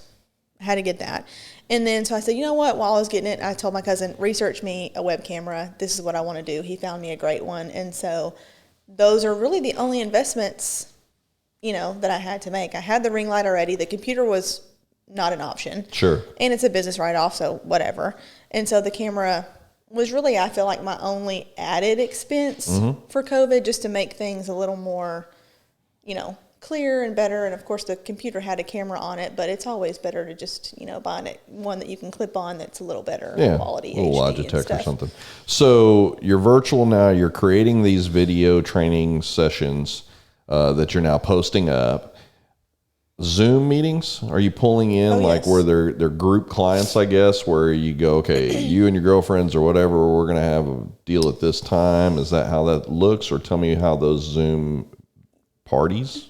Zoom session, party. If someone, if I'm booking someone for a party or a session, they can either do a Facebook party. And so that's actually another thing that we found. It's called Post My Party. And so you literally create all of these Facebook posts, and you pay for the system that's called Post My Party. And you just create it, and then you just schedule it to go on the Facebook group. So, I just had one last week, and a customer hosted one. And so I make a Facebook group. She adds all of her people in. I pay Post My Party to just post it all in there. And that party ran for 5 days. Got hundreds of dollars worth of sales. Took me 5 minutes to create the party. You've got people right now that are writing down like, post my party. Post my party. One stream.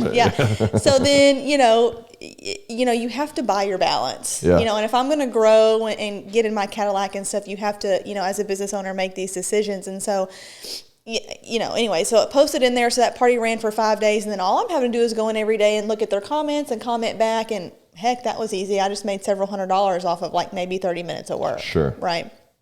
And so, Post My Party. So you can do it Facebook like that. Or if they want to do Zoom, we'll just schedule a date and time. I'll create the Zoom link, send it out to them. I will mail them samples if they choose to have samples. Some say they're not worried about it, but most do want samples. Sure. So, those parties I usually have to book out 7 to 10 days, because I've got to get the mail enough. I have to give the mail enough time to get to them. Right. And we all hop on Zoom, and basically I ask everyone to, I'll introduce myself, and we'll kind of have a casual conversation for 5 minutes, get to know them, or whatever. And of course I have pre-profiling questions that I've asked previous to booking this party for them. So, You're one question I blind. ask, is if you could change one thing about your skin, what would it be? And so if there's 5 women and they all have 5 different things they want to change, well, I've got those products sitting here ready to talk about. Hey, Sally, this is the product for you. Heather, this is the product for you, that you said, blah, blah, blah. And then once we've had casual conversation, I'll ask everyone, just mute yourself, and then we run through the party. Right. So I'll say, you have this sample, tear it apart, open this. I'll talk about the quality of the product, what it does, the science behind it, the ingredients and everything. And so it takes about 45 minutes to an hour. And then I'm going to close them out either on the party together or just individually. I may say, hey, for the next 30 minutes, I'm going to call each of you for 5 or 10 minutes, and we're going to go over what you want to get, or, you know, your experience, or just I'm going to ask you some follow-up questions or whatever, and then that's it. Yeah. And you're living in a world where you are understanding, like, okay, I have a party, I invite 15 of my friends to be a part of that. You understand that what you're doing, your goal is I want to try and educate enough here that there's enough people that are they're paying for my time on the backside here, meaning they're purchasing goods, or I've done a good enough job, or I've sampled products where they can see in real time how this stuff works, that I can educate them up, that maybe now all of a sudden they're looking at it going, oh, that may be a replacement for what I'm using, or maybe I could try that as opposed to this and save myself $5 or whatever. And so for you, it's time invested in profitability on the backside of it. And so, but you also know, just like anybody else that does sales in general, there's never going to be 100% yes. You're going to have people who are like, yep, I'm all in, or there's big talk of all in, like, oh, I've got, you know, I'm going to buy $200, $300, and then you get done and like, yeah, I'm only going to buy about $10 worth of stuff tonight, you know. And so, but as a whole, you understand that as that group, you're sitting there working your diligence from your side. And I think that's kind of the other piece that maybe some people miss with representatives, Mary Kay being what we're talking about today, but I think this is in any line, is the education purpose of knowing about the product that you're selling, not just blowing smoke about the product, but actually researching it, using the education that Mary Kay is sending to you to update you, and then constantly keeping this at forefront as you're talking about these products. If you're, and you know, let me know what your number one concern is about your skin. You've got 5 products that are lined up. You can go back and brush across those 5 products to make sure that you've got key touch points for each of those 5 products to say, okay, so this one is good for this. It takes care of this. It covers this. You can kind of re-up your education, because you're selling so many products in a line that while you have your best sellers, which probably you could repeat what the benefits of those are in your dreams. Yeah, it's like word vomit. Sometimes I talk so fast on a Zoom. People are like, wait a minute, what? And I'm like, I'm so sorry. I do this like 100 times a day. You know, I've done this like 1,000 times. So I have to kind of like, but as new product hits the market, you may not have as much an interest just because it's new, or when you do start getting the interest on that because now the trend's starting to catch up to the product line, now you're going, okay, let me go back and re-educate myself on this so I can make sure I talk in a vein that's important for everybody too, to understand the whys, the hows, the application process of it, and everything else. I mean, you talk about women who are specific to makeup, and man, again, I don't wear makeup, but I've got to view this, and well, I don't wear makeup unless my daughter puts it on me, but I got to view this in the same standpoint of like, it's like going and getting your hair done. You ever notice when you go and you sit in a chair somewhere and somebody does your hair, it's perfect. And then you go home and wash it, and the very first time you're going to try and put your hair back together that way, it never goes back the way that they want. You know, I don't know what it is. It's some voodoo magic or whatever that they're doing on your hair in the chair, and it never looks that way again. It's like the most perfect it's ever going to look.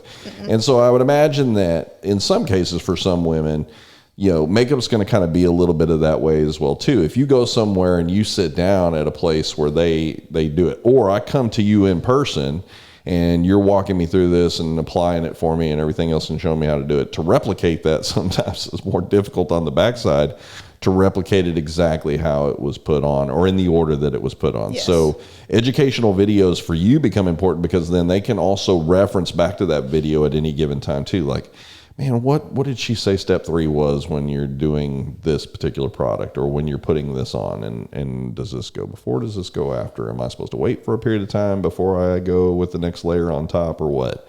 So that education for you is ongoing all the time on product. Like, you get new product in, re-educate yourself up on this stuff. And then also the same deal, like, do you ever lose product lines where your feedback is like, oh man, that was my stuff, man, and now I no longer have access to it? Oh yeah, I have a customer right now actually who's like, we're searching for one of those products right now. Yeah, it happens. Yeah. And but you know, another thing is, it's so important to educate your customers on that, because I will tell them, if you love this, this is limited edition. Yeah. Not saying they won't ever bring it back, but I don't know. Yeah. So if you love it, you know, I know that it may be a little bit of an investment, and we can kind of work on it, you know, maybe buy 3, get 1 free, you know, or something. Sure. But if you really, really, really, really love this, I would get a couple. Yeah. You know, and so it's just letting them know, and usually they will.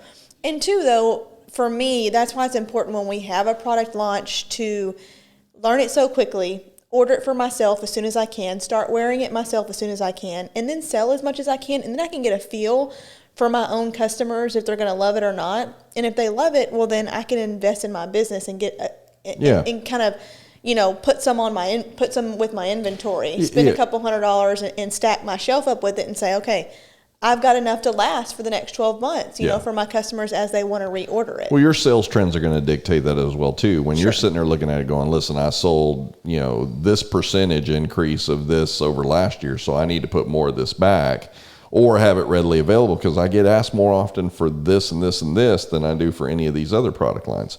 So, and that's, I would imagine you probably got some staple stuff that doesn't change a lot on, but then you probably got new release line stuff that, like, just availability of it when it hits the market. If it's a great product line that they've put out and you've started selling that out, and the response that you're getting back, because I'm going to imagine that you're probably getting not necessarily instant feedback, but probably pretty quick feedback from people who are taking new things in the market that you're selling to them. Well, yeah, sometimes and then they just type in like, Kenzie, this is the greatest Sometimes thing. I don't even get a chance. You know, like I'll order one for myself, you know, and I'll put it in my bathroom or something, and I just haven't gotten to it yet because, you know, I have like all the products. Right. And so my customer's like, I really want this. And like, the only one I have left is my personal one, you know, and I'm like, okay, well, here you go. I didn't even get a chance to use it, but I'm glad you love it so much, you know. So yeah, there's times. So with the 2021 season now on us, and you're still virtual mostly, right?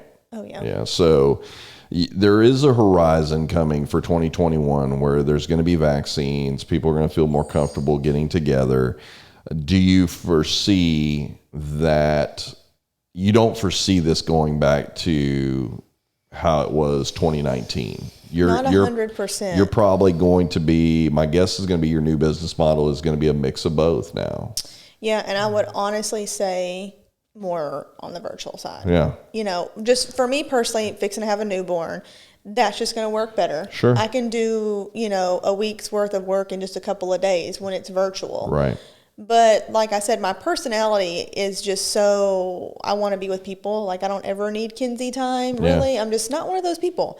And so I think I'm also, when things do get back to normal, or, you know, if we fully ever kind of get back to the way we were, I'm going to crave that interaction, especially like our Mary Kay events and, you know, seminars and conferences and things like that. But of course, you'll find lots of women who have 3, 4, 5 kids that are Mary Kay sales directors that are like, I'm never going back to in person. You know, like this is amazing. Yeah. And so, well, or they build their model around the new version of that, right? And with so many different options and availabilities in the electronics world to make that almost as real as possible virtually, you know, you now got an opportunity for redefining what your business looks like. I mean, because you were saying in the beginning, like, I'm not going virtual. Like this thing, you know, they told us 2 weeks. Okay, now it's 4 weeks. Now it's 2 months, you know, and it kind of just forced your hand to be able to change and do that, you know. And so now marketing looks a little different for you. Sales looks different for you. But your customers are also becoming adept at that as well, too. They know, hey, I'm going to be able to find Kenzie online at Wednesday at 8 o'clock. That's when she's going to go up, and I need to go check and see what the new product line is that's launching for this week, or, you know, what product she's going to be trying to push this week that I'm interested in. And so you're creating new habits with those customers that are with you anyway. I think it's a little awkward for some people, you know, people who love the product line. They love the sales rep that they had. You talked earlier about having that sales rep where you got your stuff from, and then that sales rep went away, and now you're looking for another sales rep. You know, when they build those relationships, it it becomes an investment really from your customers as well too in you, not just necessarily in the product line, but I'm comfortable that I know that I can pick up the phone and I can call Kenzie and she's going to answer first, and that she's going to spend time with me and talk to me because she really cares about this product line, not just, oh gosh, there's Barbara again calling. Hopefully you don't have a client named Barbara. If you do, Barbara, we're sorry. But you're sitting over there going, I want to be available as you need me as your consultant to be able to help you and walk you through this avenue of product lines that we have, and being able to show them, because I when we were talking in pre-show, I did a little bit of it. I think I caught myself earlier, where the first thing you think when you talk Mary Kay's, you think the cosmetic line, and that's where we spent a whole lot of time talking, is the cosmetic line. But it's not really Mary Kay Cosmetics. It's all these other things that they are branching into as well too. You were talking about, you're talking about the jewelry. We were talking about skincare, where a lot of people just assume, Mary Kay Cosmetics, they always think it's just makeup. So now there's all these other avenues that they're getting off into as well too. I saw that your post about getting a sunburn 2 days later, you've applied this, post-sun, product that Mary Kay carries. And again, all of these things that, were not your old Mary Kay. And again, a men's line. Yeah. I mean, for many years we didn't have a men's line. Well, now we have shaving cream. Right. For men. And it's like. And it's re-upping again, the education for people who still view it as their grandma's Mary Kay. Yeah. So coming out of the backside, we talked about, and we'll spend a little bit of time talking about the empowerment of Mary Kay. We touched on it a little bit earlier, but the empowerment is really giving women, some men, I'm still sticking in the women line here, but let's say we're probably, what percent? 99% women. Yeah, I honestly couldn't tell you, but it definitely was a company made for women. But we do have men. Yes. I know, but let's talk in the women line, because we're really probably preaching, and our audience for this is probably going to be mostly women based. But this really gives an opportunity. The company gives an opportunity to empower women to be where they want to be at. Do you want to be the mom that, I send my kid to school and I need to run a little business in between these hours that just works for me to make a little bit of money here, where I don't have to go back out and find that job that's not going to work well for my family. I can work my business around my family time. I can work my business kind of like what you were saying earlier when you were on the road. I can work it remotely. I can work it where I need to be at. And so it gives this new level of empowerment to bring women into a workforce to also create what they want. Do they want, you made a reference to it earlier. I want you to kind of talk on that, where you talked about you're in it for a season, you're in it for a reason or a lifetime. Right. And so meeting those three possible needs for somebody who's looking to do something, and maybe it is that they're looking for a career change. Maybe they're in a place where you're talking about, like, listen, man, this corporate business is not for me. I need to spend more time with my family. I've got a newborn on the way. I've got something that needs to work for me better. It could be the season, which is just, hey, listen, man, I've got some free time coming up, during this time. I'm a teacher. I don't do anything over the summer, so let me make a little bit more money here where I can go out and do this, still maintain it, still keep, kind of my contacts out there, but really focus on it during the summer months, during the spring break, when I have time down from this particular career that I have. Or the reason, which is, hey man, I just need a little money and we got a vacation. I got, like you said, I needed a piece of furniture, and now all of a sudden here I am. I've made enough money that I can do that. And I know several women that are doing things, including some of my own family, that are doing things now virtually, where they're selling products and things like that. And again, their encouragement is met with a check that gets mailed in, where they're like, hey, I did this just really kind of as fun. I just liked it. I liked the product. I thought it was cool. But I'm actually making decent little money here for not really investing tons of time to do this, selling something that I really enjoy and like, that I think other women will really enjoy and like. And so for women who are out there who are looking at reason, season, or career, really that's an opportunity where they can reach back to you and get an opportunity to plug in one of those three ways. Because it's not like Mary Kay is going, well, we're not really looking for reason people. Right. They understand that reason people exist in that 3.5 million, a lot of them probably. Right. And, we just don't have time for seasoned people. I mean, this is something that at any given point somebody can jump off into. But the reality is for those people who are looking at making it a career, it has to be a passion. Mm-hmm. Most people who are going to be successful have to be passionate about what it is that they do. You didn't go into it going, man, I hope I can get that pink Cadillac and make a bunch of money working about 10 hours a week. That'd be awesome. I mean, it's just not going to happen, No. And when you start talking in those lines to people who are potentially asking you for where's a possible good fit in the Mary Kay family for them, then that really is you kind of interviewing, to just say, listen, this is what I found. This worked well for me to begin with, and maybe just try it here and then just see where you're at. Because the other part that I was discussing with you before we came on air is the turnover ratio within people who also join the company. Is 3.5 million is a ton of people. And that's 3.5 million people who are invested in a bunch of different ways. But the turnover rate in Mary Kay is, I think I was researching, 58 or 68%. I'm trying to remember what it is. So that's a lot of heads. But that means a lot of heads in and a lot of heads out. Mm-hmm. And that's a constant ebb and flow. So, if worldwide I'm looking at 3.5 million, let's just make it a nice round number and say that's 60%. We'll just split that 58 and 68, and we're just going to call it 60% for numbers purposes. All of a sudden, if I'm dumping that out there, that's 2.1 million that are out in the next year. So, but again, it's a re-up of somebody else. And then you've got these career folks that are in there that are sitting there like, nah, man, you catch me down the road when it's 20 years down and I'm still doing this or whatever. Mm-hmm. And so I also wanted to give you an opportunity in talking on that career-wise for somebody who's maybe looking to do this as something to either replace income or to potentially replace a career so that they can move. Maybe they're in a career they don't like. Maybe they're at the back end of a career where they're looking to go, what am I going to do after this is over? Teachers are probably a good example of that, where they've spent, 20 years in. Now they're kind of like, I'd really like to do something else. And so you give them a line of sight to be able to do something. I wanted you to talk a little bit because you had made a reference about retirement package and things like that I don't think a lot of people are aware of, and what the company does based, again, these are all based on numbers you're putting in and expectations from the company as well too. And these are definitely career people. You're not going to be a reason person that's going to get a retirement package out of this, No. But I wanted you to talk on that a little bit about what the company does do to encourage those career women who want to stay on board long-term with Mary Kay, and what they offer up for those folks to be able to see long-term.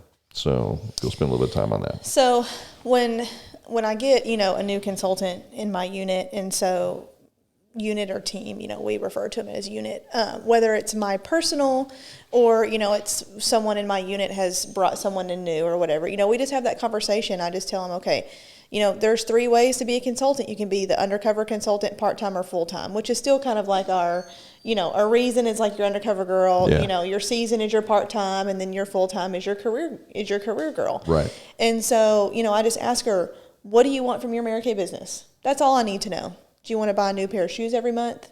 Do you need to buy diapers every month? Do you need to buy groceries? Do you need to pay your car payment? Do you need to pay debt off? What? And another reason I joined Mary Kay was debt. I paid off all of our debt except for his truck this past January, so to be under 30 and, fixing to buy a house and be debt free, not very many people can say that, sure. And so a side hustle can provide so many things for people, sure. So I make sure to ask them, what do you want from your business? Mm-hmm. And then we form a plan on, okay, this is how you're going to get there. And so it could be a teacher just wanting to make money over the summer. It could be a single mom who needs to pay for her kids' braces, mm-hmm. And doesn't have the money or a credit card or the funds to do so. And so, we're going to make sure she pays for it in cash with her Mary Kay business. And so, we have the numbers already broken down for women as well. Mm-hmm. And so if she's your undercover, just for a reason girl, well, she's just going to make what she makes. Mm-hmm. If she puts in 5 hours, this month and 10 hours next month, it's going to fluctuate. But, our part-time women work 4 to 10 hours a week, and they're going to bring in an extra $12,000 to $20,000 a year. And that just is based on how much time, 30 minutes here, 30 minutes there, and then 4 to 10 hours is a big gap per week. But a full-time Mary Kay woman is 15 to 20 hours. And so I can make $65,000 and above just putting in 20 hours a week. So I can work half the time and usually make double or more of the pay of someone clocking in. And these are times that you can kind of work around a schedule that you need as well, too. So. And so that's kind of what I tell the woman, too. I'm saying, okay, here's a blank schedule. Fill in everything you do for the week. Is it Bible study? Is it soccer practice for the kids? We're going to find where Mary Kay best fits you. And so, full-time Mary Kay, like I said, 15 hours, you can tack that on to a full-time job and pay off debt in a timely fashion, And so anyways, that's how I tackle it with women is, new consultants is, well, what do you want Mary Kay to do for you? And then let's form a plan, because everyone's going to run their business separately and differently. Because, some women don't want to hold parties. Okay, it's going to be a little harder to sell product, but it's possible. You're just going to have to do more reach out personally, whether it's with your coworkers or family or whatever the case may be. Right. As far as a retirement plan with Mary Kay, we're the only direct sales company that offers anything like this. And in order to take advantage of, and it's called the Family Security Plan, and Mary Kay is what we call it, Family Security Plan. In order to take advantage of that, you have to be what's called a national sales director, which is like the 0.00001% of our company, like the very tip top. And once you become a national sales director, and you can do that at any age. So, one national sales director I follow on Instagram, she holds the record in our company as being the youngest. She debuted as a national sales director at 24 years old. So she's basically been a multimillionaire and retired per se since she was 24. She just turned 41 this year. And when she turns 65, Mary Kay will, I don't want to say force, but I mean, they basically tell you have to retire at 65. And that's not to be, mean or mischievous or rude per se, but, they just say you've done your time at 60. Like, it's time for you to live your life and go be with your kids and your grandkids and have fun. And at that point, when you retire at 65, they take your last 3 years and average those out. And then that's what they pay you per month for the next 15 years. And so it doesn't work like a 401k or any kind of investment that you had to put money into, because they didn't have to put money into this. They they worked a business. They recruited a lot of women. They changed a lot of women's lives. They made Mary Kay a lot of money. And this is how they reward you. Sure. And so, I've been trained by many retired national sales directors, and so that can range from, $9,000 a month to $17,000 a month. Our number one in the world is fixing to retire with $16 million. So her checks are going to be quite hefty per month. And so Mary Kay will pay that out to you over the next 15 years in monthly payments, and then if you pass, it will go on to your children. They can then receive that money. And another big thing is, a national sales, like myself as a sales director in Mary Kay, to become a sales director in Mary Kay, you have to enter the qualifications. It's called DIQ. So director in qualification, you've got 4 months to meet the requirements. And right now the requirements are to have 30 consultants underneath you. And then you have to do so much in production as a team, together. So that's a sales director. So some sales directors got 30, 40, 50, some have 500. I mean, we're all over the spectrum. But to put it in perspective for you to understand what a national sales director has to do, a national sales director has to have 17 of those directors under her. So if you just did 17 times 30, I'm not very good at mental math, but that's a lot of people now that she's managing. So she's a national sales director, right? So she's got her own unit members, and at a national, I mean, she's probably got 2, 3, 4, 500 personal people under her. Right. But then she's got 17 directors, and then she's got all their people. Yeah. That's a national sales director. Right. And then some nationals have nationals off of them. And so you're talking about thousands of beauty consultants that they're now mentoring and managing and things like that. And so it takes a lot of work. Yeah, you're probably not putting in 15 hours a week anymore. No, not as a national, but at that point you're locked in. Yeah. I mean, to be quite honest, yes, of course they do. If they want to continue to build their business, they do work. I mean, don't get me wrong. Sure. They're putting in hours, but you don't have to. Right. You're so set at that point. You've got thousands of people underneath you. You're so set that you really don't have to do anything if you don't want to. Like, as far as personally facialing people. Sure. Or a lot of nationals don't even have customers. Like, they don't have time to service people anymore. Right. They can only service the beauty consultants that are in their area, is what it's called.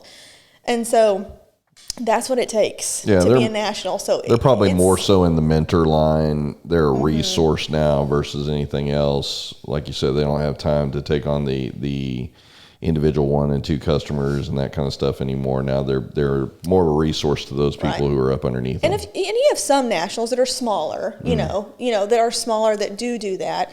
But the most amazing thing is, and because being a national is my ultimate goal in Mary Kay, my husband and I hadn't really discussed if we wanted to have a second child or not.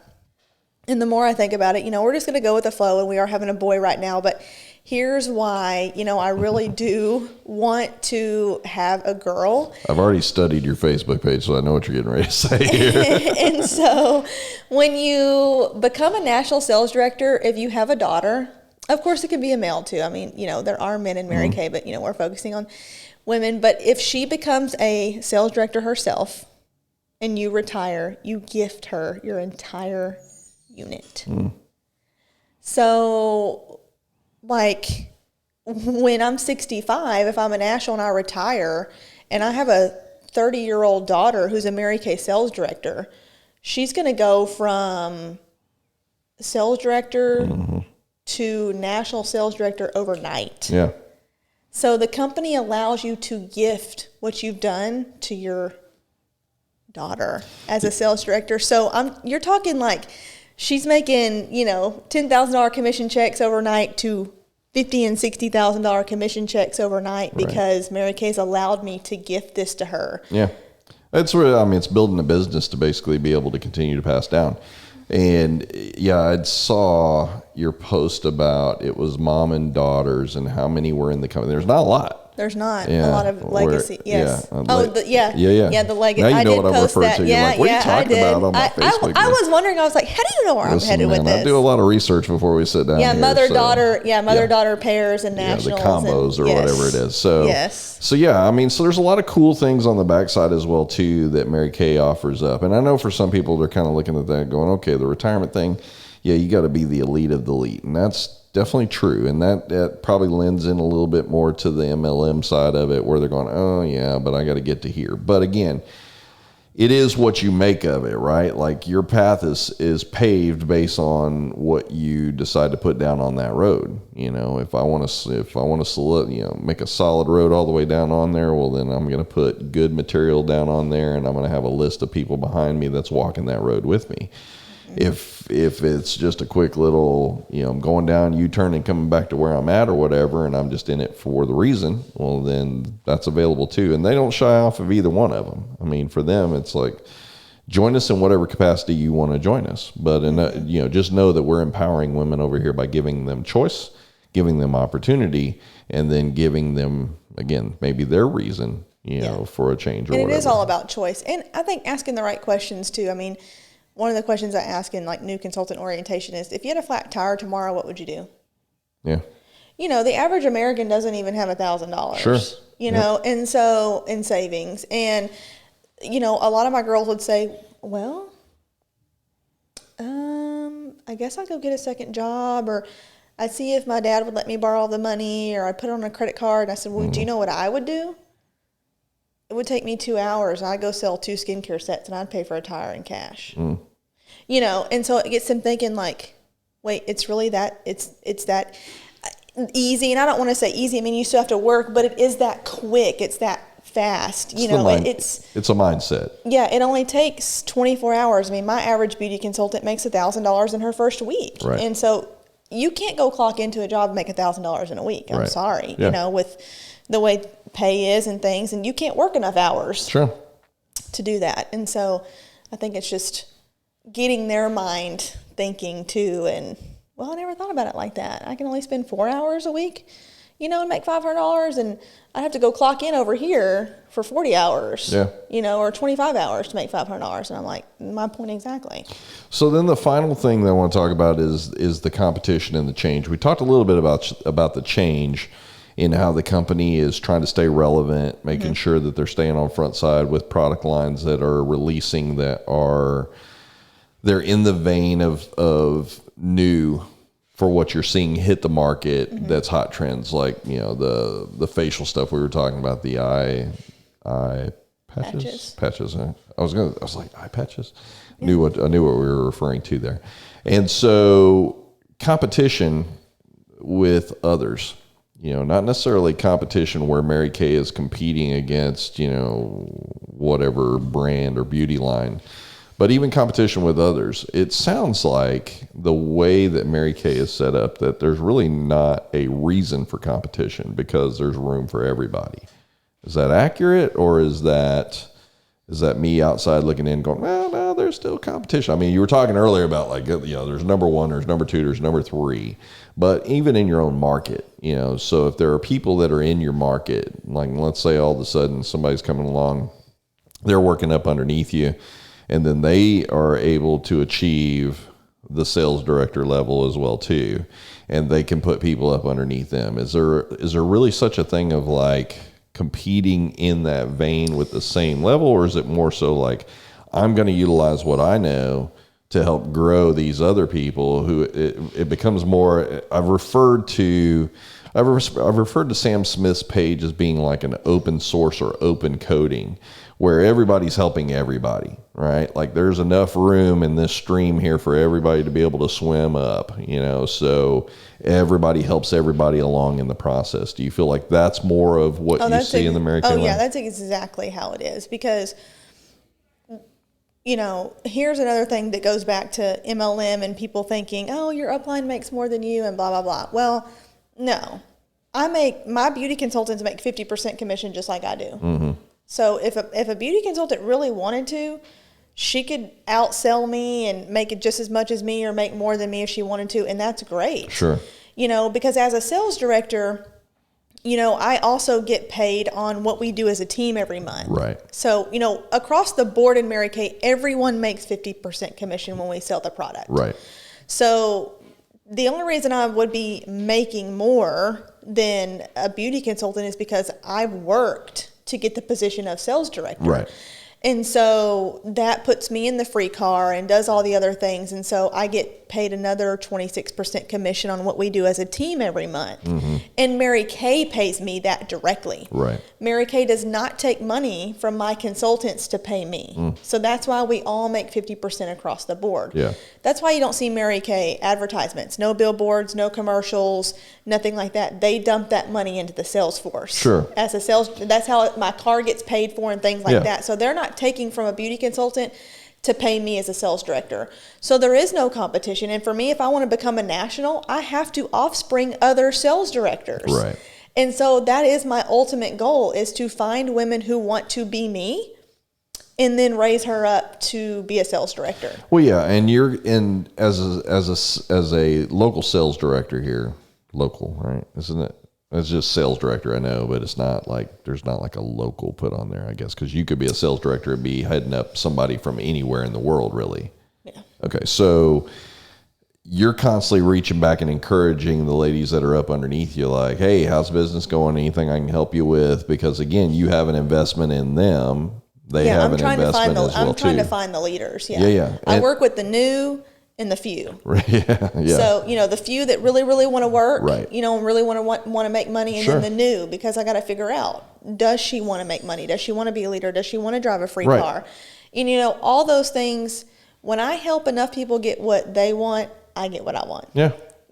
And so you benefit off of the fact that if you're encouraging, if you're building, if you're mentoring back down that stream, right. Well, then here's more coming upstream mm-hmm. to you as well too that helps you in the process. And I don't know why people look at that as a negative. It's just like you getting a promotion at work. Yeah. Your boss mentored you to get that promotion, and et cetera, whether, maybe he gets a bonus because you've done your job and, it's all the same. And so people kind of look at it, well, you're making more than me. Well, I've done more work. Yeah.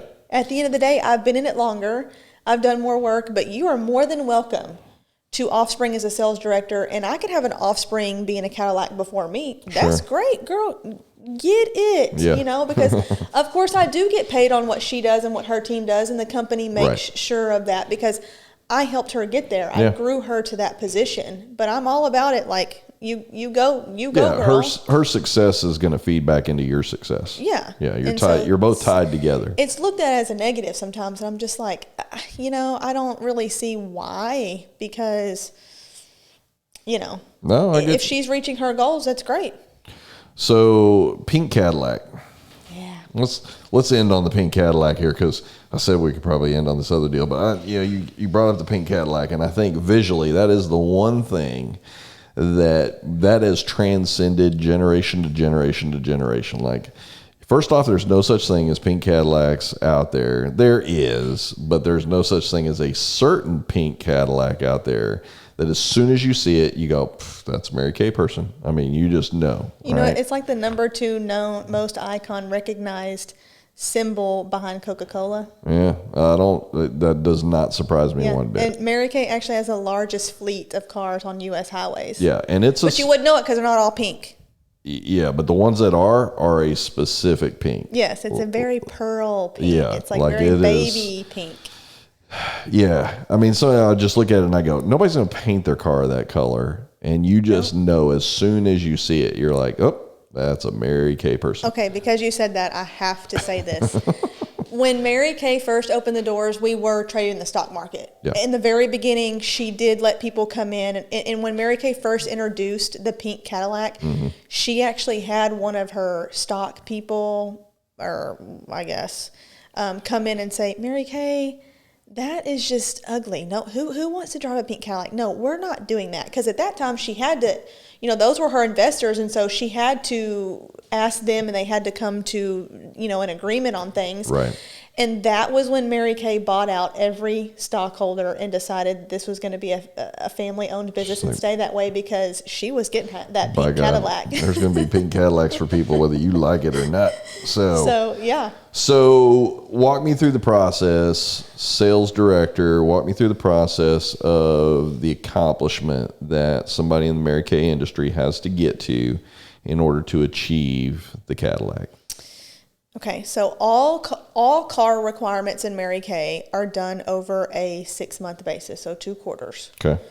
And everyone is on a different schedule because we all qualified for cars at different times, right? So like for me, April 1st, I'm coming up on requalification for the Equinox I'm in.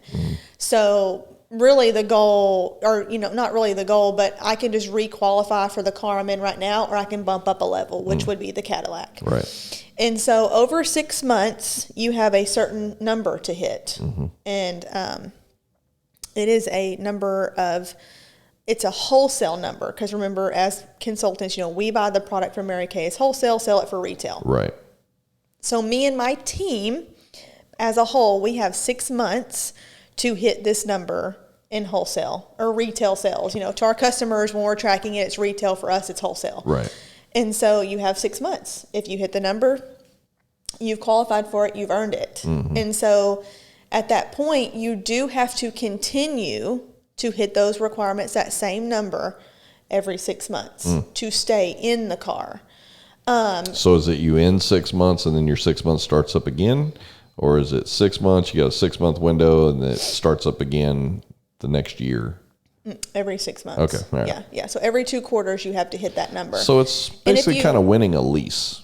Oh, yeah, it's a lease. Okay. Yeah, it's definitely a lease. Mary Kay pays the lease for you. Gotcha. Yeah, and they pay for your insurance, too. They pay for insurance for you and a spouse or a teenage driver.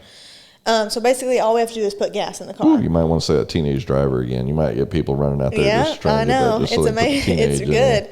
And then every 2 years, we can requalify for a new one. So like I'm driving a 2020 Equinox right now. So when I order my Cadillac, it's going to be a 2022 Cadillac, And so, anyways, every 6 months you have to hit that number. And if you don't, Mary Kay still has a great program. You just pay a co-op. Let's say we missed the goal by like 10,000. Right. Well, I might go 1 month and pay like $100 to drive the Cadillac or something, you know, until the next quarter starts over.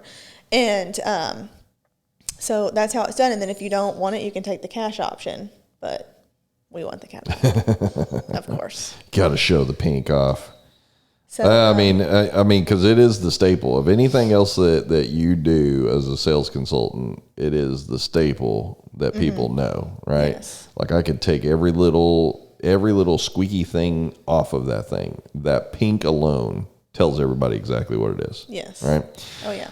So 2021 is upon us. Your sales team, y'all are ramping up. I noticed like you've got this countdown kind of on your Facebook page that says this is how far away. Like it's a very visual deal for you, right? Like if I put it in front, and I'm doing this tick off, and I'm assuming those numbers are total team, or those numbers are you, where it says like you got 308 left to sell or something like that to get to the Cadillac. The 314 orders to go is just...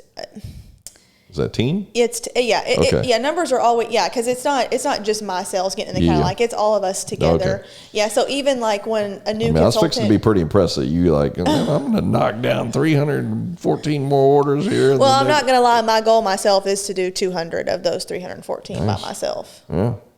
That's good. I mean, at least, if you set the goal and you have it in front of you, and I like that you put visuals up on it for you to see, for your team to see, everything else. Oh, you should see my house. It makes it more real. The pink Cadillac, like everywhere. Is that what it is? So like on the fridge, just keep sticking numbers on it. Yeah, when I'm in there like snacking, I'm like, do I really need to be in the fridge? Or, there's one by the TV. Do I really need to be watching TV right now? There's one on my bathroom mirror. Like I have my goals plastered that's how you have to keep it in front of you. My affirmations are up, my goal posters are up.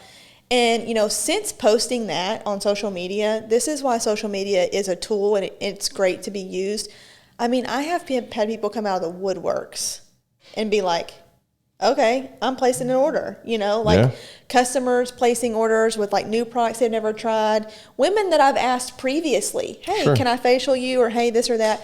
But because I'm just being authentic and putting it out there, and it really makes me want to throw up. And that's when that's when it's the goal is when you want to throw up. Because you're making it public, right? So then there's also people fear of failure that people are going to be like, hey, did you ever get that pink Cadillac? Yeah. But, it's real too. And I think that's what people connect to. And so I've been a lot more open on social media and like, in my Instagram stories and Facebook stories and doing polls and reaching out to people. And I'm like, girl, if you just buy one lip gloss, like I don't think people really understand how buying one $16 lip gloss changes everything. Not everyone has to place a $100, $200 order. If I get 30 people to buy a $16 lip gloss, that is a huge knock in earning that Cadillac. Oh, yeah. And so when I put it out there, I was, like I said, I had to throw up. I felt like I had to throw up. And so, but I've gotten an just overwhelming response of, if I can sell you one lipstick and that gets you in the Cadillac, I am here for it, And so it just brings people out of the woodworks when you put your goals out there. Well, and social media is a great avenue to put it in front of people to let them know that it's a goal. Without fail, every year my daughter does the fun run at school or whatever, and you go around hitting up your friends like, hey, Abigail's raising money. And so the very first year, I think we were like number 1 or number 2 in the school, right? And she got these ridiculous, like they give you a little prize pack, like this is what you get here and this is what you get here, and it just kind of keeps growing as you go. And she ends up like, we have these moon boots at the house. Like that was like the goal. Like we got to get these moon boots, but we got to raise like $2,000 or whatever for the moon boots or whatever. And the moon boots sit there today with dust all over them and everything else. So appreciate everybody that helped to get the moon boots and everything. But that does show the power, because we literally did it through social media, set up a little campaign. They make a little video for her and all this kind of stuff. And then people tap back into that. They're just sitting there like, oh man, just $20 or whatever, and a couple of our friends learned hard the first season, like, they're doing laps, I think, and then you can either donate per lap or total. And that was our first year doing it, so we didn't really know what was going on. I'm thinking, man, a lap, that's a long way around the track, right? And so several of our friends are like, we'll do, We'll do $3, $4 a lap. Well, then when we get there to run day, we realize like this lap is like, I'm underplaying this a little bit. It's like the size of the table or whatever, And so I think they topped out at like 35 or 40 laps. And so we had people that were donating like $3, $4, $5 a lap. You're thinking, around a full high school track, they'll make it, 3-4 times. That'll be it. And so we had some people with like $150 donations and stuff like that. Wow. And then the next year we were telling people, do not donate by a lap, donate, in total, because we felt a little bad about it. But yeah, when you reach back and you create that avenue and that resource through your social media page, through your friends, through your consultants, through your business, then people come to the forefront to help aid you, when you need it. That's the great thing about social media and making it public. I think it's important for people to know where their money is going as well, and like with Mary Kay, I think a lot of people don't realize until we tell them that, when you purchase a product from me, it literally has helped paying my light bill. It's literally going to help bring this baby into the world, paying hospital bills. And, and so it's just, you're buying your product somewhere. Whether it's Target or H-E-B, so why not just give it a try? If you don't love it, great. Yeah. Go back to what you were using. I want you to love what you're using. But just so you know, here's what this is going to. And when he's home, my husband's a UPS driver. And so since COVID, those guys haven't slowed down. There's nights he's home at 7, but there's still nights he's home at 11 o'clock too. And we're not even close to Christmas, right? We already got through that. Yeah. And so, it's important for me, and kind of the way I grew up too, is for me to be home with him and to be at the soccer games and to be at everything. And so just being in that Cadillac is a whole new level of my business and sustainability and like security financially for my family. Well, it's a visual for you as well too. Not just, it's kind of like a social media post. You're just driving it around everywhere. But then on the other side of that, your point of you're supporting a small business. You are a small business in town. What you're doing is your business. And it's going directly back into the community that people are living in as well, too. Just as if you were going to open up a storefront and do the same thing. So it's a valuable point. So let's talk about how people can get hold of you. If they're interested in purchasing products, if they're interested in talking to you, maybe they were doing Mary Kay at one point, they're looking to come back. Or maybe this is something that's resonated with them that they're looking to maybe, like we said, they've got a reason, a season, or maybe a career change that's somewhere on the horizon where they can then get in contact with you. And then you can advise them and talk them through what that process is going to look like. So we got Kenzie Eilers. She is at Mary Kay. She is the local sales director. I say local, but sales director for Mary Kay. But she is local here, serving the area. Mm-hmm. You can reach her directly, 979-676-4094.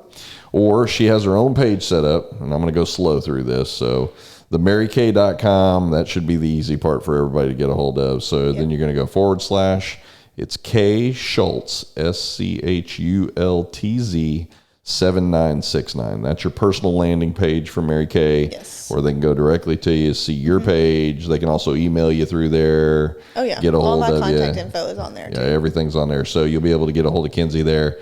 And, man, we wish you great luck and success. Appreciate you coming in today and talking a little bit about Mary Kay. And, again, kind of clearing up some of the maybe misconceptions that are out there about Mary Kay. And, again, kind of putting that in a perspective for people to learn that, this is local business for a lot of folks. it is a way that people are paying their bills, making their living, and a great opportunity, again, to service someone here locally, to keep the money local, and for it to be reinvested back into our community as well, too, as people are purchasing through you, through your sales consultants that are underneath you, and continuing to grow the business of Mary Kay. And, again, the transition of where Mary Kay is at, I'm assuming also they can probably go to that website, see some of the new products, see some of the new packaging. Again, for me, it was just like, man, this has completely changed. Just go browse. Yeah, just go look, if nothing else. And so, I go to the website. They can browse. They can look everything there. I love cell phone, reach out, FaceTime call, Zoom, whatever we need to do. I'll meet in person. I'm getting back to meeting in person. Yeah. One-on-one. We can meet at the coffee shop outside or whatever feels comfortable for people. But, just letting them know that, it is supporting local. And, you know, I do a lot of charitable things too, if people are interested in that. We didn't get to that, but I wanted to just mention it. You know, there's 2 nursing homes here that I do sponsor twice a year. Awesome. You know, and my customers do that for me. And so every resident gets a hand cream and, you know, either like a teddy bear or something. We usually do one at like July and then one at Christmas. Sure. And so, you know, there's lots of ways, you know, that you can tie yourself into a Mary Kay business. So. Absolutely. And giving back into the local community that's supporting you as well too. So Kenzie, thanks for your time. Appreciate you coming in. Thanks. And good luck with first baby on the way. Yes. So probably by the time this airs, you're probably going to be holding the newborn. I'm actually due May 13th, and you said May 14th. So I might be sitting in the hospital. I might be sitting in the hospital, watching this. Yeah, crying baby, like, let me put these earphones on so I can listen to this. So yeah, exactly. But we appreciate you coming out and sharing your story with us. Wish you the best of luck in the future. And again, if there's anything you need, reach out to us. Again, if there's anything you guys need locally, Mary Kay, something maybe you're looking to try, or it's something that you're looking to get back into or whatever, Kenzie Eilers is your contact that you need to reach back to, and she can assist you and get you plugged in with whoever, wherever. Doesn't matter where you're at. If you're listening to this, she will get you plugged in. If you're listening to this in China, she can get you plugged in to people wherever you are all over the world. So, and again, we're just appreciative of you coming in and spending a little bit of time with us today. So thanks for blessing us with your time. I appreciate what y'all are doing for small businesses. This is fun. I mean, just to have a conversation. Yeah, I learn something new every day. And 2:15, I tell you, it goes by fast. It does. It does. Well, we appreciate it. Good luck to you and to your business. Thanks, guys. We'll talk to you guys in the future.